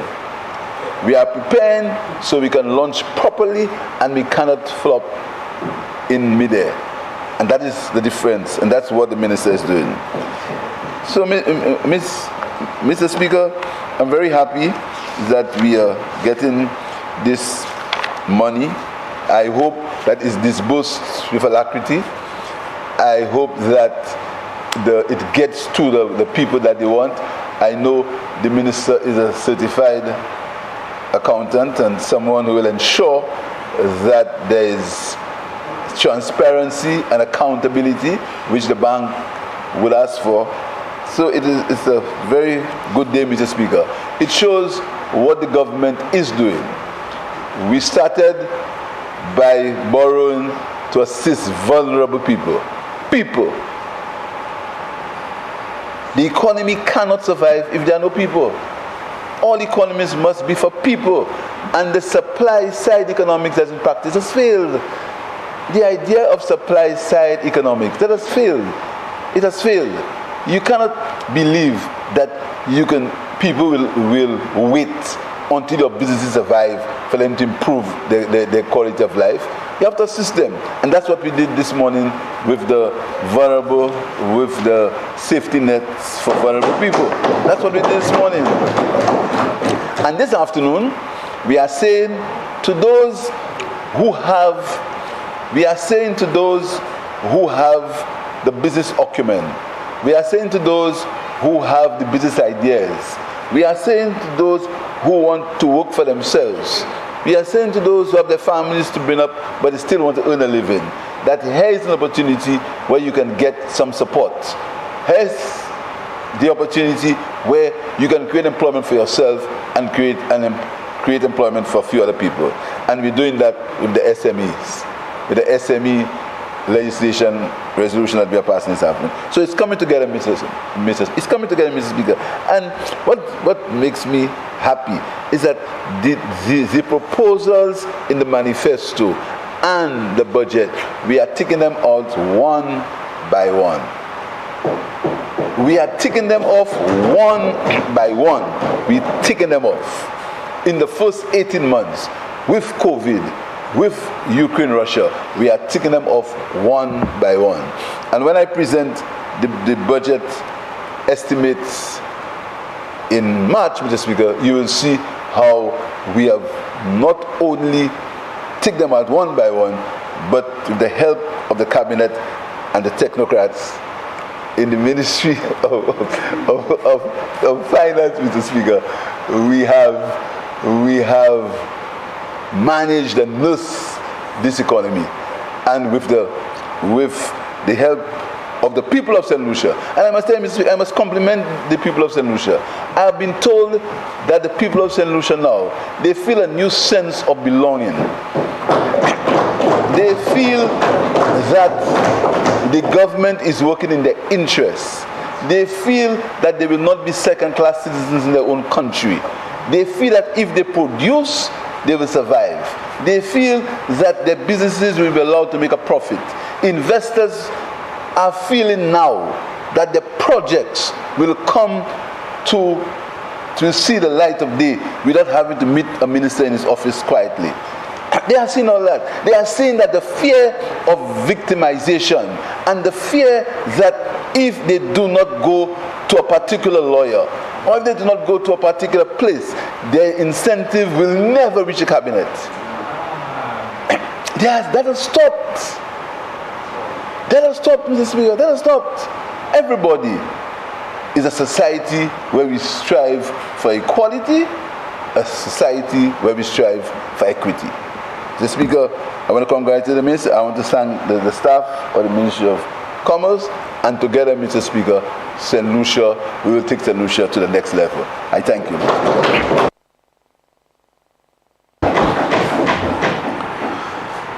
Honourable members, the question is that Parliament authorizes the Minister for Finance to borrow an amount of US $3,704,000 from the bank's Special Development Fund 10th Cycle Loan Facility to support the micro, small and medium enterprise sector post-COVID-19. Be it further resolved that the loan is repayable in 88 equal or approximately equal and consecutive quarterly installments. The loan payments commence on the first day of January, the first day of April, the first day of July, and the first day of October of each year, after a grace period of 3 years following the date of the loan or such later date as the bank specifies in writing. Interest is payable at a rate of 0.75% per annum on the amount of the principal disbursed and outstanding. And I'll put the question. As many as of that opinion say aye. Aye. As many as of a contrary opinion, the ayes have it. Prime Minister.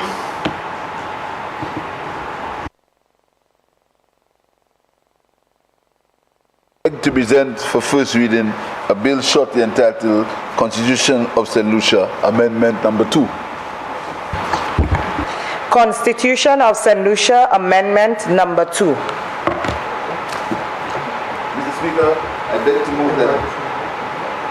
Mr. Speaker, I beg to move that this bill be presented for second reading at the next or subsequent sitting of this Honourable House.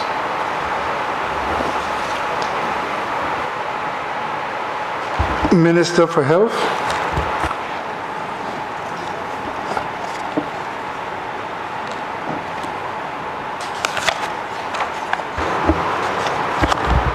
Mr. Speaker, I beg to present for first reading a bill shortly entitled St. Jude Hospital Amendment. St. Jude Hospital Amendment.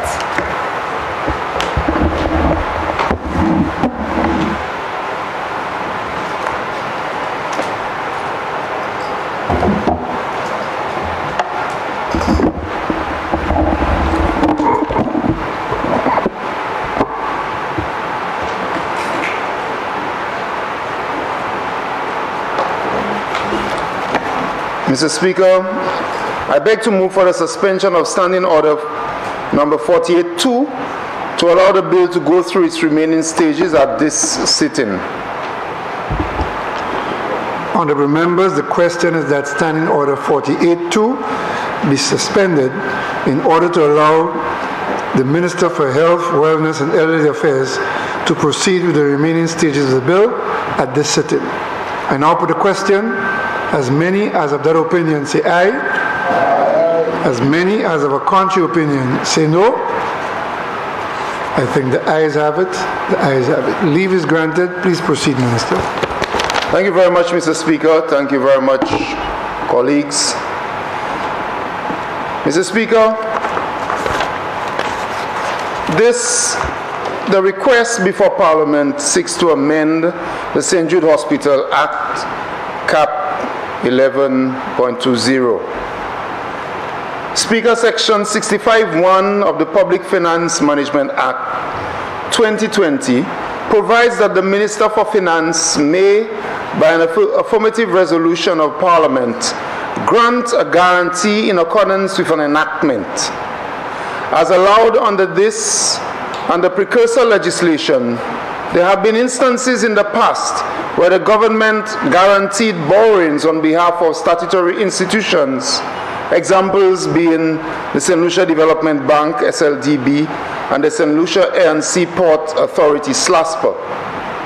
The St. Jude Hospital has been faced with a myriad of impediments to its efficient operations, not the least being the fiscal constraints encountered over the years, Mr. Speaker. These were further exacerbated by the COVID-19 pandemic. Many institutions in our country and beyond are emerging from the pandemic with elevated risks and liabilities and liquidity concerns, St. Jude Hospital being no exception. The hospital is used by many residents, as we know, particularly those who live in the south of the island. It is also accessed by visitors and persons here on extended stay, including foreign students who are here on placements or undergoing the medical residency programs. The Iwanora International Airport is within a few miles of the St. Jude Hospital, and as such, the hospital continues to provide an important service to both tourists and locals alike. Mr. Speaker, the pandemic forced our medical facilities to undertake increased expenditures while suffering from reduced revenues. Working capital needs for the hospital is significant and is growing, and it continues to recover from the effects of the pandemic and treat with the high incidence of communicable diseases and other non-communicable diseases, in addition to so many health issues. Mr. Speaker, the St. Jude Hospital has made a request for the guarantee of a line of credit with a financial institution to augment its current working capital. This financing arrangement will assist in providing additional financial resources for the continued operations of the hospital. Notwithstanding the ability of the institution to access financing facilities from commercial banks or other lending institutions, the legislation which governs the operation of the St. Jude Hospital does not have legal provisions which authorize the Minister for Finance to guarantee these borrowings. Additionally, there are no provisions for the state to come to the aid of the institution in the event that it is unable to meet its financing obligations, if so, defaulted under a guarantee or financing arrangement. Whilst this may expose the government by way of a contingent liability, of course, it is important that the hospital, which serves as one of our main healthcare facilities, it's important for the hospital to be able to operate without undue financial pressures and onerous requirements posed by its lenders if the situation prohibits it from servicing guaranteed debt. It is proposed, therefore, Mr. Speaker, it is proposed that we amend the St. Jude Hospital Act. It may be cited as the St. Jude Hospital Amendment Act 2022, this amendment which we propose. It requires inserting immediately after Section 20 the following new section, Section 20A, which reads, 20A, 1. The Minister responsible for finance may, with the approval of Parliament, guarantee in the manner and or conditions as he or she thinks fit the payments of the principal and interest of an authorized borrowing by the hospital. 2. Where the Minister responsible for finance is satisfied that there has been default in the payment of principal or interest guaranteed under this section, he or she shall direct the repayment out of the consolidated fund for the amount in respect of which there has been a default. Mr. Speaker, I wish to also provide some explanations for this. I think the St. Jude Hospital board, Mr. Speaker, has tried very hard over the last few months to manage the finances of the hospital. As we know, the current conditions at the George Odlum Stadium and the aging infrastructure within the hospital, the appliances and so on, place increasing pressures on the St. Jude Hospital with high non-operational expense associated with maintenance costs that is required to safeguard both patients and staff.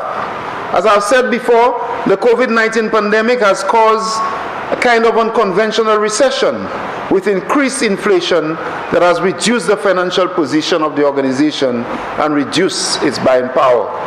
If we look at inflation in the global market, Mr. Speaker, it has increased the cost of supplies and have increased by 8.5 to 32% in some cases, which has increased the operating cost of the St. Jude Hospital, where it is already resource constrained. If you look at the hospital revenue, Mr. Speaker, the hospital collected 69% of its revenue from individuals who come for services, 69% in 2019. That was reduced to 13% in 2021 due to COVID and its impacts. And in 2022, only 19% of the revenue so far, compared to the same time in 2019, has been collected.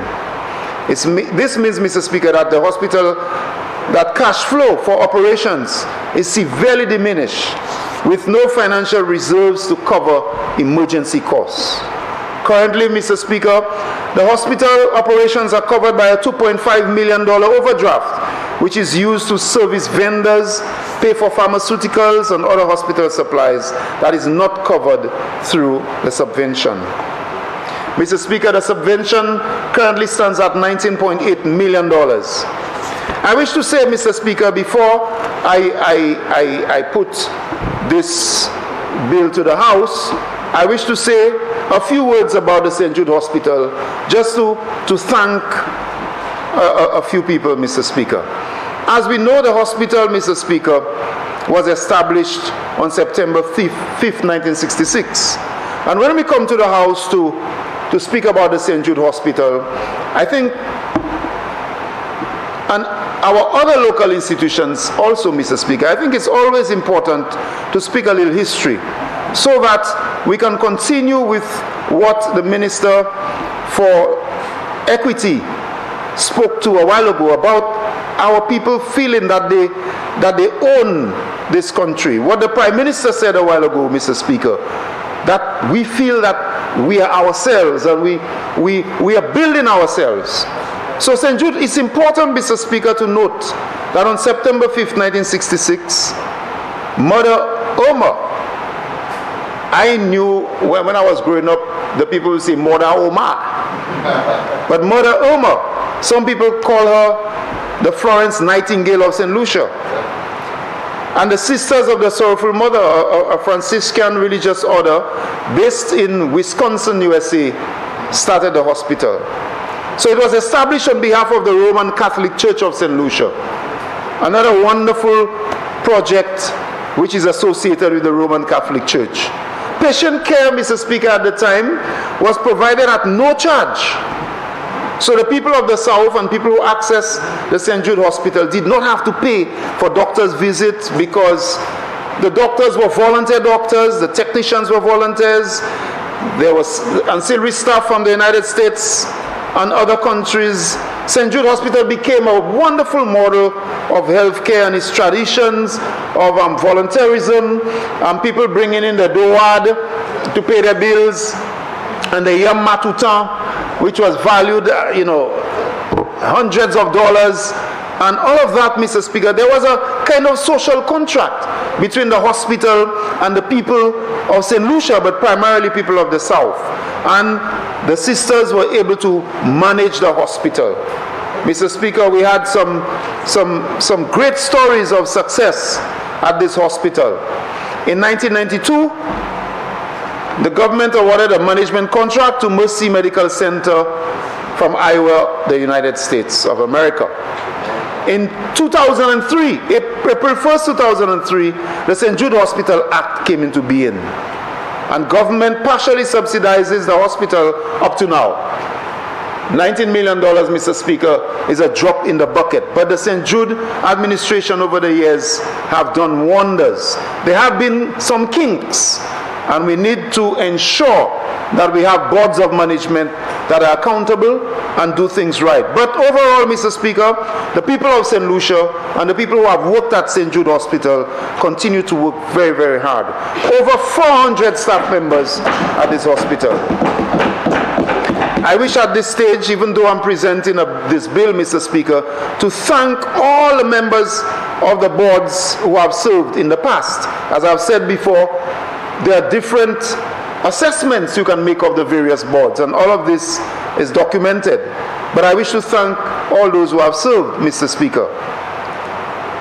We need to look a little more closely at the boards of our hospitals, St. Jude Hospital, the Millennium Heights Medical Complex, and see how best we can encourage them by giving them even more incentives. But at this stage, Mr. Speaker, the current board, I wish to thank the members of the current board, Mr. Speaker, who have taken on a life of exceptional service in this period where the hospital is at the stadium still and they are resource constrained and they have so many issues to deal with, and they have taken on a life of extraordinary service, and I wish to recognize them, Mr. Speaker, before other members are allowed to make contributions if they wish. I wish to single out the members of the current board. Mr. Lucius Elevic, the chairman, who is the CEO of the Library Credit Union. He was a former chair of the board, long-standing community service. Mr. Norman Edward, who is the deputy chair, a retired teacher, long history of service to the community of Viewfort. Mrs. Jadia Japia Emmanuel, an attorney at law and a community activist of long service. Dr. Claire Louisi, a medical doctor and former board member. Mrs. Brunetta Willius, experienced administrator and former employee of the hospital. Miss Cynthia Joseph, a qualified and experienced banker and community activist of long standing in the Viewfort area. Mrs. Chrissy Tobel Hamal, a youth business activist and community activist, experienced and qualified in certain aspects of hospital care and management. Mrs. Jeanette Hughes, a public financial management consultant and community activist. Mr. Lawrence Constantine, a retired educator from Choisey and community activist. Representative of the union, Mistress Popo. Miss Lydia Atkins, experienced and qualified health policy expert and a community activist from Deriso. The management, Mrs. Liz Altifua, who in the absence of the Chief Executive Officer performed tremendous service. The team at the hospital, the whole admin team, the hospital attendants, the medical staff, Mr. Speaker. Dr. Sybil Natram James, who is the medical director and her medical staff. The dental team, the EMS team, the nursing division, the handymen, the dietary team, health information team, the housekeeping team, the inventory team, the IT team, the lab team, the biomed team, maintenance team, medical maid, ward maids, pharmacy, physiotherapy, procurement, radiology, and our security officers, Mr. Speaker. All the departments, I wanted to take this opportunity, Mr. Speaker, to tell you who these people are. I did not mention all of the names. At another opportunity, I will mention all of the names, Mr. Speaker, if you'll allow me. So when we are speaking about these organizations where people are sacrificing to ensure that they keep these hospitals going, and there are many issues at these hospitals, Mr. Speaker. Whether it be the Millennium Heights Medical Complex or the St. Jude Hospital, there are so many issues for us to deal with. So many issues for us to deal with. But we are going bravely forward, Mr. Speaker. We are not cowering in fear because there are criticisms. We know there are criticisms, but we are working diligently to ensure that we deliver quality health care.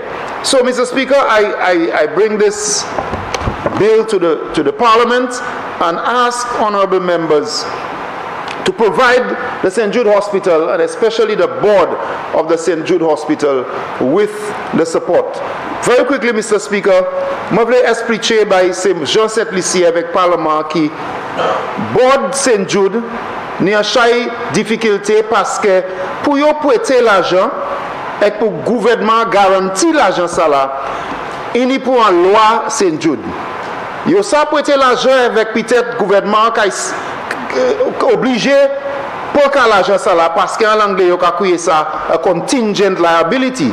Ça veut dire même si ce n'est pas le gouvernement même qui prête, si l'organisation gouvernement prête l'argent, avec il pas à payer l'argent, le gouvernement quand il peut prêter, payer. Mais ça nous a dit c'est si nous mettons dans la loi St. Jude qui yo ça prêter l'argent avec le Parlement, c'est pas le gouvernement seulement, mais le Parlement ça garantit l'argent ça là et qu'il est plus facile pour yo ça joindre l'argent avec pour yo ça faire ça yoni pour faire. Nous avons bail St. Jude à l'argent ça là 19 millions de dollars, 19,8 millions de dollars tous les années, mais où ça comprendre l'argent ça là pas assez parce que autant bagaille nous pour faire St. Jude, l'année équipement qui nous pour changer, l'année salaire qui nous pour payer en haut 400 personnes qui travaillent St. Jude avec Bordla Brisé assistance. Moi dis Parlement qui Bordla ni moun qui travaille web et moi l'homme non c'est moun ça là parce que moi c'est important les moun qui travaille web comme ça dans une situation qui est difficile pour nous faire moun savent qui laisse yoyer avec pour faire moun savent yo qui travaille web et moi quand oui merci tout docteur nurse moun qui handyman moun qui security tout moun qui travaille St. Jude parce que nous savons ou qui travaille dans une situation qui est difficile. Après du fait, vous savez, nous en stadium là, l'année les citernes qui pété, moi il y a couillé moi aller glo ka tomber avec ces nurses ces docteurs pour changer couche et comme ça. Nous savons situation difficile. Mais le gouvernement ça veut travailler avec board là pour assurer qui à présent qu'on nous a ranger real St. Jude là, qu'on nous a ranger St. Jude, nous bail tout support nous ça bail pour St. Jude pour board là aider l'hôpital là. Nous pas une situation côté board là ni pour dépenser l'argent avec yo pas à joindre l'argent parce que loi pas empêcher yo faire manière yo supposé faire. Comme ça board là ça écrit premier ministre là qui ministre finance qui a demandé plus support avec ministre finance là voulait bailler board là à chaque support. Comme ça nous quoi si nous changer si nous mettons ça en loi nous caille ça venir parlement pour garantir l'argent by St. Jude. Avec nous savons nous ni un board qui sérieux. Monsieur Levic avec ses team là yo ka fait chaque travail. Yo ka changer Miss Lydia Atkins qui CEO avec Lester Mouna yo ka travail pour changer bagaille à l'hôpital là pour faire primaire. Comme ça, je vais amener ça devant avec mon assurer que mon Parlement a supporté St. Jude et supporté la loi Salah. Merci, Anchai.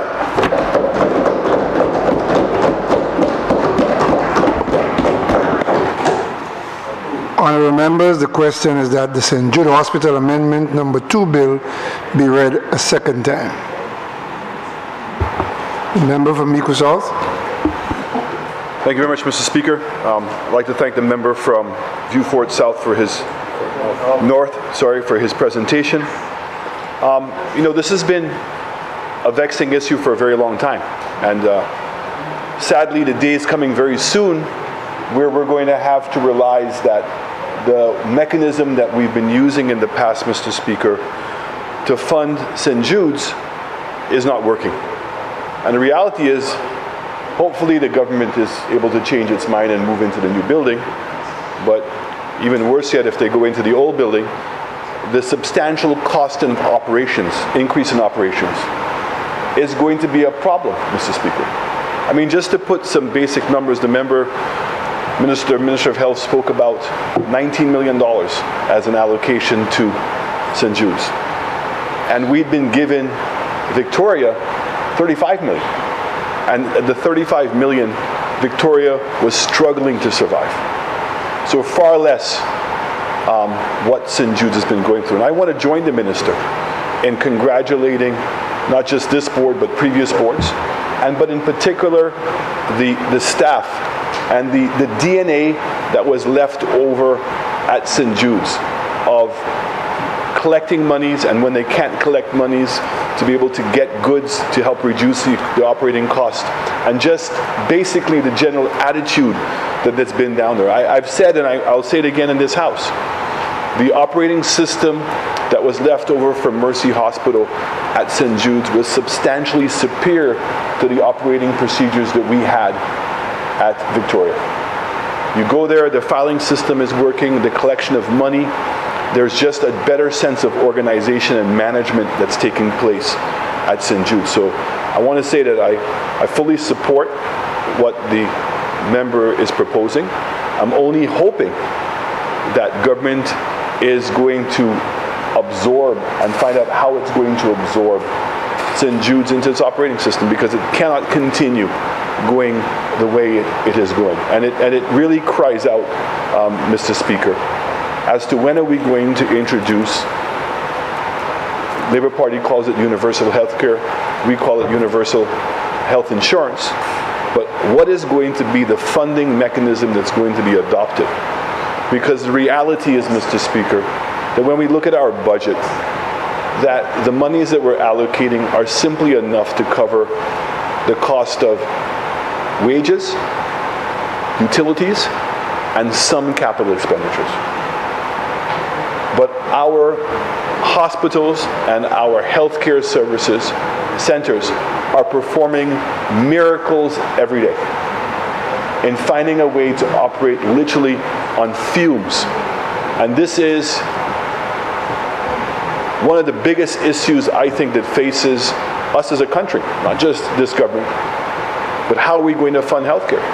Because the reality is that we have to be honest with ourselves. That despite the best efforts of the people who are working in the hospitals and in the healthcare centers in the Ministry of Health, that goodwill by itself is not going to be enough to deliver the kind of healthcare needs that we need in this country. And I think until we can find a mechanism, Mr. Speaker, in which persons who suffer from diabetes or hypertension can get medication, until we can get them to living habits to reduce this threat. But non-communicable diseases is costing this government and the people of this country in their lives and in the cost of operations significantly. Now I hear members on the other side trying again to, many times I have to come to this house and listen to the interpretation of how I'm supposed to be feeling or what I am actually saying. We've always spoken about working in parallel. We don't have the luxury of saying that we're going to solve the economy first and deal with the people afterwards, but nor do we have the comfort of saying that we're going to take care of our people and not take care of our economy. When we heard, when the member says that trickle down or supply side economics doesn't work, well, the opposite is also true, because it created the famous words, something went wrong. And what went wrong is that nobody would lend us money because our fiscal house was in disarray. So the reality is you have to be able to work in a parallel to solve both of these issues. There are members in this house who continue to want to say they don't understand business operations or the need to be able to have business operations. When you have a simple issue like the Dye Hair Mall, Mr. Speaker, a simple issue, and it's so complicated for some people to understand that you have a building in which government did not have to put any money out, and you're getting a building that had almost for 20 years stayed stagnant and not produced anything, and now you're going to be able to get space. Can you stick to the St. Jude Hospital Amendment Act, please? Oh, I see the bazookas out now, Mr. Speaker. Is that what it is? Member, please confine your comments Mr. Speaker, to the bill before how is it? Members, I want to draw your attention to Standing Order 42, that the Speaker shall be heard in silence. Now, member from Miku South, you shall confine your comments to the bill before you. On a point of clarification, Mr. Speaker, at what point do we have it where we're allowed to go or not go? Is that always going to be at your discretion, Mr. Speaker? It is always the Speaker who decides whether you're strayed and how far you're strayed. So then the theory of the Remember, this is not up for debate. You are to confine, you are debating a ruling of the Speaker. I'm not debating a ruling, Mr. Speaker, at all. I'm just asking. Remember, if you're not going to continue, I'll have to ask you to take your seat. Continue to debate the bill. The philosophy of the bazooka theory is now in practice. Is that what I'm supposed to believe? Member, because, I mean, I don't understand. Member, please continue your debate on the bill. Please continue the debate on the bill. Thank you very much, Mr. Speaker. So, Mr. Speaker, it is absolutely necessary in the conditions that we find ourselves right now that we're going to have both a heart and a head. And the reality is that this country has been suffering of running long periods of deficits. And we're going to have to find a way to grow this economy. And this trickle effect... Member for Microsoft, what does that have to do with the bill before you? Mr. Speaker, the bill came to the House... The bill is simply a bill to amend the St. Jude Act to allow the government to guarantee loans for St. Jude. This has nothing to do with growing the economy or any other thing. Please confine your comments to the bill. Mr. Speaker, I have to object at this point, Mr. Speaker. Member for Microsoft, what I'm not saying is... Member for Microsoft, you shall take your seat. Thank you, Mr. Speaker.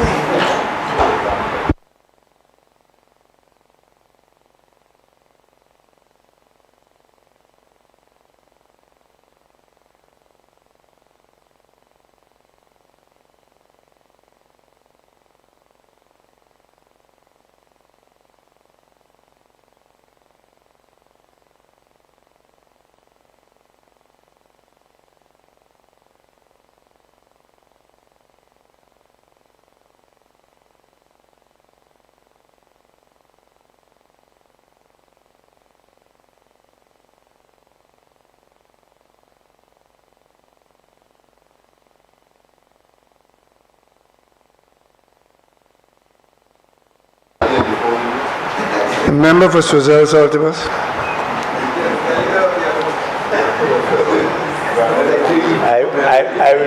I will be very careful, Mr. Speaker, that you do. Mr. Speaker, the essence of the bill in front of us is a no-brainer as it relates to the support that should be given. However, Mr. Speaker, and the member for Beaufort North, he did thank and applaud the members of the board and other executive, and my years of working in Beaufort, I am familiar with all the names, and while I am aware of the different persuasion, but I believe they all have good intentions, Mr. Speaker, and they're well intended. Mr. Speaker, but as a representative for a community in the South, and now that government is being asked to intervene and to have to guarantee various obligations, Mr. Speaker, there's a concern that has continuously come to me as a parliamentary representative as relates to people who, seek the services of St. Jude's. And the member rightfully said that in days of old, people would have brought provisions and other things, which is a fact, and there would be that sort of bartering system. But now, Mr. Speaker, the cost of medical care is expensive. Obviously, the hospital requires the financing to operate. And then, Mr. Speaker, now we have a situation where people would come to the hospital, whether they undergo various surgeries or whatever, they're not in a position to pay the full amount. They're given, certain payment plans, Mr. Speaker. God forbid, some of these same people may have to come back to St. Jude's before they have finished their payment plan, Mr. Speaker, and they're having difficulty accessing, the services. And that's the concern I have, Mr. Speaker, now that government has that such direct intervention, whether there will be some sort of leniency, or because what do we say, that they cannot pay and we just don't provide them with the service? And I'm sure all members here have at some point in time have come to deal with people visiting our constituency offices seeking assistance to continue with some sort of medical assistance from St. Jude. So this is something we have to look at, Mr. Speaker, going forward until the universal health care or health insurance is put in place. And that in itself will take a little while, Mr. Speaker. As much as I know we want to accelerate it. But what do we do in the meantime, Mr. Speaker? We have the situation where somebody may have passed at St. Jude's, and to get the death certificate for them to bury the person, they're asked, you have to clear the outstanding bill, Mr. Speaker, and sometimes the intervention of certain people is required. How do we address that? That's something that we have to start, because some of the people really and truly, and the member for Beaufort South, somebody spoke to it earlier when you were speaking about the utility payments. Some of the people really and truly just cannot meet it. And so this is one step where we assist in St. Jude's. How can it fall back to assisting the people who have these challenges, Mr. Speaker? So I fully support the bill, Mr. Speaker. It's necessary in the environment that we operate in, particularly under the new, I think, public finance management. Yeah, it is necessary, Mr. Speaker. But this is something we need to look at, and I'm sure members of the board are listening, and maybe they could, come to some other arrangement as to how some of these people can be assisted. I await for the Prime Minister to discuss St. Jude's as an entity, and I truly await that day, because I do have my own presentation I'd like to make on that. But as we deal specifically with this item, I support. Thank you. When you're alone, you sound better. Member for Beaufort South. Mr. Speaker, I'm a little sorry we got sidetracked by the little theater a few moments ago. It is about shaping up to the kind of contest that I was looking forward to.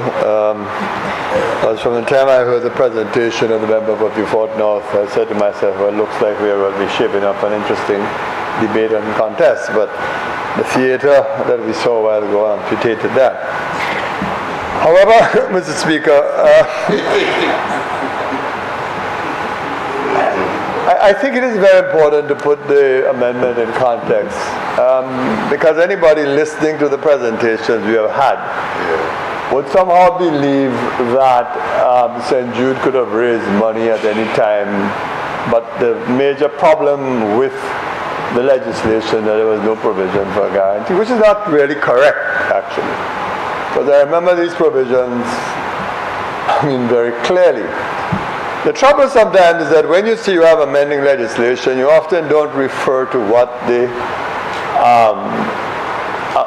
actual act says, what you're amending, so that you contrast what is in the legislation and what the amendment is actually saying. The original section 20 does in fact make provision if the government, the Minister of Finance, so decides to get a guarantee for a loan. It says in the original section 20 that the Minister of Finance may set whatever terms and conditions for any money that is raised by St. Jude. Because in the original conception of St. Jude, the thinking was that St. Jude would have been capitalized, including, of course, making available to St. Jude the land on which the original St. Jude was constructed, so that it would have had a very independent or semi-independent existence. So, for example, if it decided that it wanted to mortgage 2 acres or an acre of that land to raise money, it could have done so. And it may have been possible for a bank to say, well, listen, since we are getting the land as the security, then there's no need to go to Parliament to get Parliament to approve such lending, to get a guarantee. That was the objective. Of course, all of that went up in smoke because of what happened with that historic fire and the subsequent problems. So it was not essentially correct to think that a guarantee was not necessary. Under the old section 20, it was for the Minister of Finance to set the terms and conditions, and it was for the Minister of Finance to say, listen, well, I'm agreeing that you need a loan, but I'm not letting you go and get that loan unless we go to Parliament to get a guarantee. That's what it meant. What this does this amendment does, however, is to say that in all circumstances you need a guarantee, so the Minister of Finance has to come. Now, of course, why would you do this? Simple. You now have a Public Finance Management Act that compels you to do things like this. Because under the terms of the new Public Finance Management Act, where you are required to provide that guarantees for the slightest amount of money you borrow, then you have to come and do it. So the larger imperative is that act, because you would run afoul of it. So the reality is that the government is being obedient to this new public finance, this new monster called the Public Finance Management Act, that is insisting on this. But it is incorrect to suggest that, or to imply that somehow there was a deficiency that would not have allowed St. Jude Board to go to Parliament. But of course, you know, these things are strange. When the government takes this step to do this, quite correctly in obedience to its Public Finance Management Act, then, you know, when we're in this world of guarantees, we can't be lukewarm. You insist to get a guarantee so that you can get an overdraft to pay staff at St. Jude. But all the loans that were raised for persons to build the new hospital and conduct other work, those can't stay at large. Those have to be brought here too. I've always said repeatedly that you can't go and give loans or allow investment of by direct purchase orders, and they don't come here because it is a liability on the government. So I'm hoping that the day will come when all the money that was made available to Fresh Start will reach the floor of this House for a full debate. Yes. And I'm thinking that perhaps this is just the tip of the iceberg for that debate to commence, because if Fresh Start expects to be paid for the work that it has done in constructing that Boxing View Fort, then it has to be legitimized, and there has to be a debate in this House over how it got that money, how it was possible for the Ministry of Infrastructure to have estimated Ministry of Infrastructure to have estimated that preparing a site would cost $3 million, and the Ministry of Economic Development allowed a contract for $9 million. Yes. And I raised this in this House when I was in opposition, and I sought an explanation at the time. So, Mr. Speaker, I'm just saying that we have to bring the thing to its natural conclusion. That if you're going to ask St. Jude to get a guarantee to raise money from the bank so that you can pay staff and deal with overdraft to legitimize that, no problem. Although from my part, from my point of view, Section 20 as it was could have done the job. But in the circumstances, as I said, you have a new Public Finance Management Act. You have no choice but to come to Parliament and do this, because it is compelling you to do this. But at the same time, you're doing all of those things and you're dealing with St. Jude, we have to make sure we come full circle, and that the monies that were made available by direct purchase to do the construction, etc., I hope that they come to Parliament as well, so that we can cast judgment and cast opinion on these matters. Because I have always stated my position very frankly. If you see ever you come to a situation that you have fiscal difficulty, the first thing that the government will have to do is to decide whether it is paid any of those bills, any of those monies, any of those investments by direct purchase, by contracts of direct purchase, because they are not secured by Parliament or St. Lucia. I've always said so. That has always been my position on these matters. As I said, Mr. Speaker, I'm not here to repudiate what I have believed before and what I have said before. I will honor those things unless I have compelling reason to change. And nothing has made me change. So I'm suggesting and making clear that if you're going to be acting in obedience to do this, then I would want very soon, sometime in Parliament, so that we can open a can of worms once and for all, that we have a full debate on the monies that were made available to construct the box in Beaufort. That is an eyesore, that is a problem for the people of Beaufort, and that has to be resolved. We need a very full debate, Mr. Speaker. I'm not going to waste so much energy on this because, as I've said, Mr. Speaker, it's very clear what this is all about. Not that it could not have been done before, but of course you do have to behave in obedience to the legislation you pass. So that's it. But the addendum to that, time to have this debate on the financing of that box in Beaufort, how it happened, who made your money available, how much money, and let us get to the root of this matter, and a public debate is vital and necessary. I thank you, Mr. Speaker.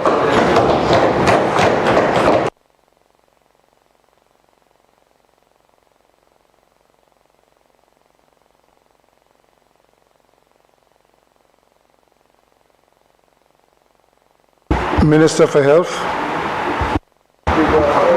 Thank you, Mr. Speaker. I wish to thank honorable members for their support, but Mr. Speaker, I think it's incumbent upon me to just respond very quickly.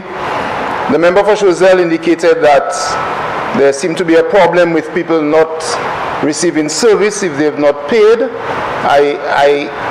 I know that the hospital is trying very hard, Mr. Speaker, to recover some funds, and I'm not aware of anyone being turned away, especially in emergency cases. I know that the hospital deals with all emergency cases, and I am aware that the hospital is trying very hard to make arrangements, payment plans and so on with people. But I will still find out, based on what the member said, the whole issue of getting death certificates. I will pursue that also, but I'm not aware of this situation. I know there have been one or two complaints from some people who have accessed healthcare services in certain institutions here in St. Lucia in relation to the death certificates, but we have investigated and we have resolved those matters. I believe also, Mr. Speaker, that the member for Miku South and leader of the opposition spoke to the whole issue of the amount of money. How are we going to finance health care?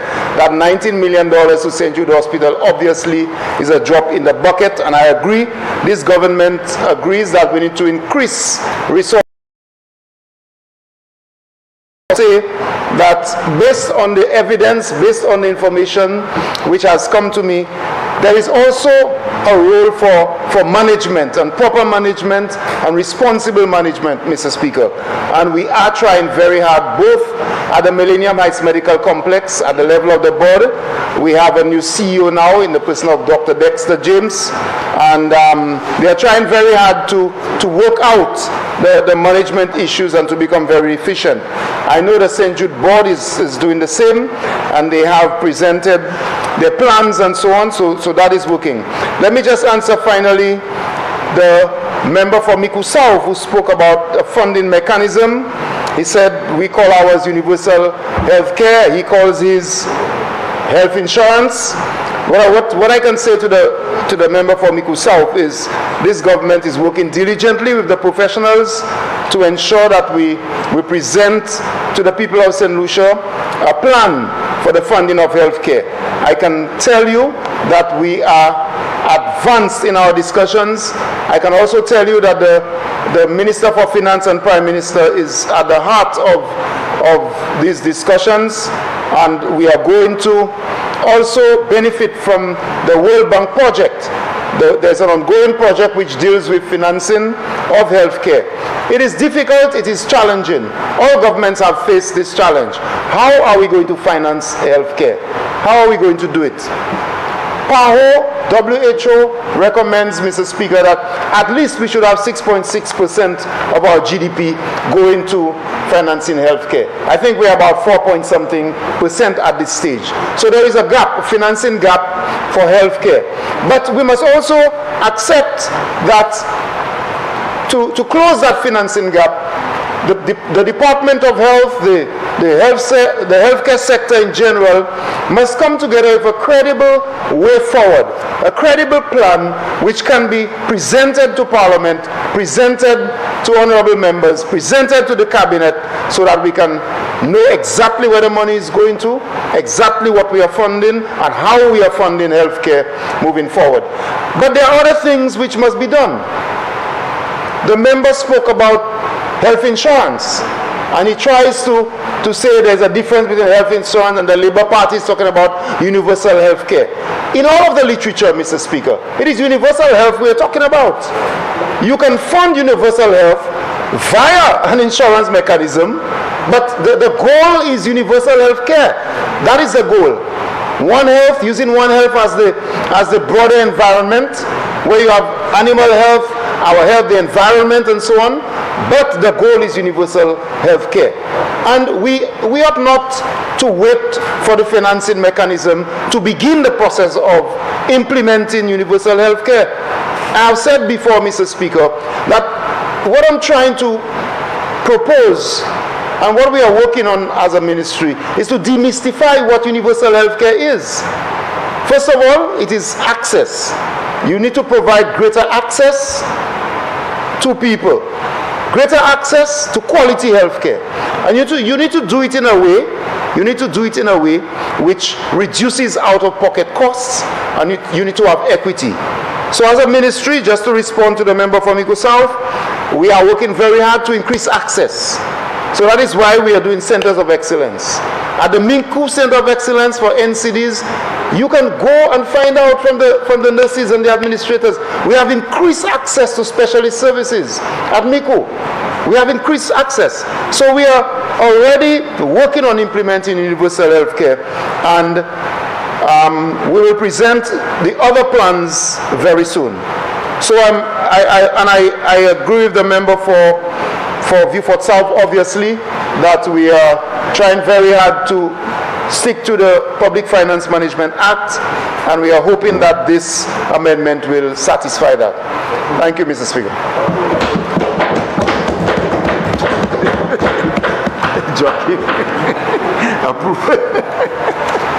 Honourable members, the question is that the St. Jude Hospital Amendment number 2 bill be read a second time.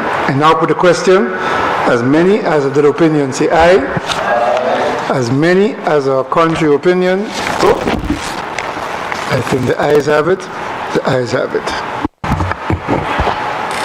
An act to amend the St. Jude's Hospital Act, capped 11.20.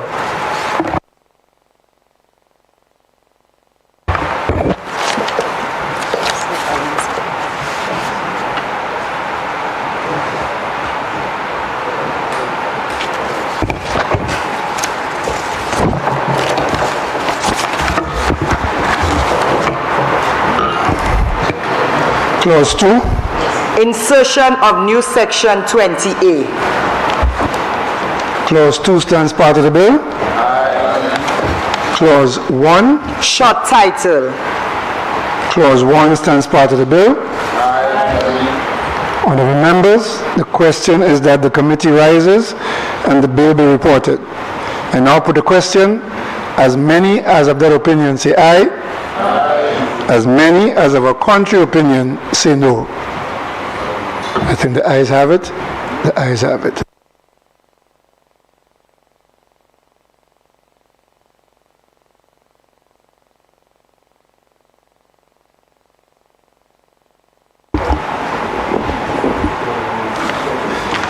Honourable members, I beg to report that the St. Jude Hospital Amendment number 2 bill went through committee stage without amendments. Honourable Minister for Health. Mr. Speaker, I move that the report of the committee be adopted and the bill be read a third time and passed.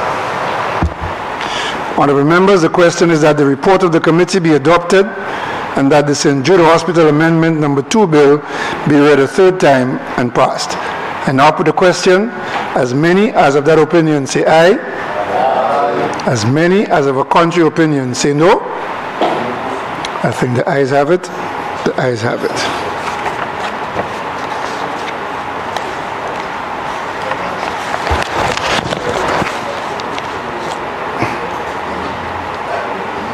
Clerk, you have to read it. Be it enacted by the King's most excellent Majesty, by and with the advice and consent of the House of Assembly and the Senate, and by the authority of the same as follows. This act may be cited as the St. Jude Hospital Amendment Act 2022. Minister for Health. Mr. Speaker, I move that the House stands adjourned to the 6th of December 2022 at 10 a.m. No, we have not finished. Yes, sorry. Honorable members, the question is this House do stand adjourned to the 6th, Tuesday the 6th of December 2022 at 10 o'clock in the forenoon. And now put the question. As many as of that opinion say aye. Aye. As many as of a contrary opinion say no. I think the ayes have it. The ayes have it. Sitting adjourned.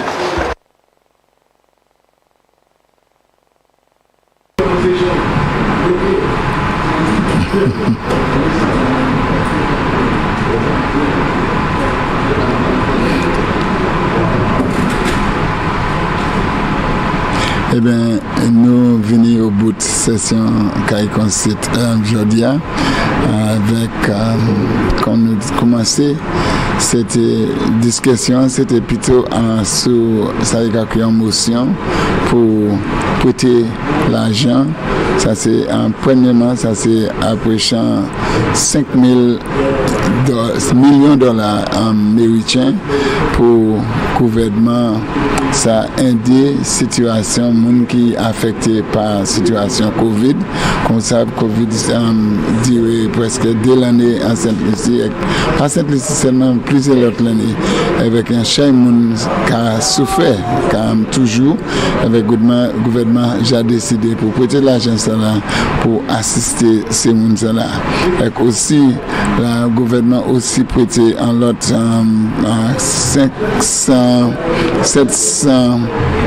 700 000 dollars américains encore, mais l'argent là c'est pour prêter, c'est pour assister gentil business avec la dernière discussion à sur ça aussi aujourd'hui, mais avant ça en commencement de session la dernière différents statements qui étaient faits par différents ministres, en particulier la dernière statement par ministre qui est responsable pour les affaires police, ça c'est Home Affairs, était bien en rapport à cette situation là aussi la dernière statement aussi par ministre qui a une responsabilité pour les affaires commerce.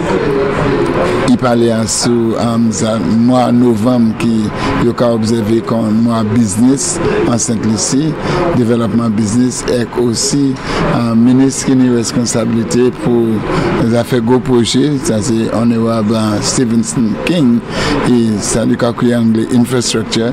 Il était bien en rapport à cette situation good loi qui est passée en pays, ça c'est le 6 novembre avec ça gouvernement qui a fait avec c'est comme ça la dernière discussion, mais ça qui après la fin il point à pause, il y a le déjeuner qui est viré pour passer discussion, mais ça qui était intéressant c'était le chef opposition, il marchait sorti dehors puisqu'il a tenu un débat entre lui et puis speaker qui est constitué là puisqu'il partait voulait suivre quand speaker a dit m'a dit pour chaîne ça c'est discussion et bien parole à ce bilan, mais en finissement il décidait et il marchait sorti dehors. Et bien c'était à part de ça tout le bagage passé assez bien ici avec aussi moi ça mentionné la tenue 3 Kai Conseil qui partait, c'est 4 qui partait là, la ministre qui est responsable pour indication, il partait présent aussi, ministre qui est responsable pour les affaires étrangères, partait là aussi, avec aussi ministre qui est responsable pour les affaires touristes et investissement, et aussi honorable Jeremiah Norbert, c'est le deputy speaker, il partait présent aujourd'hui, mais il y a toutes les vraies esquisses puisqu'il y a sous affaires business l'autre pays.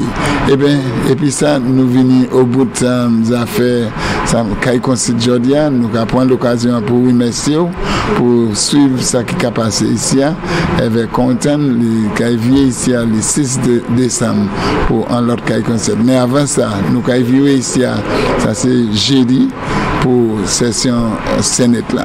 Merci et une bonne soirée.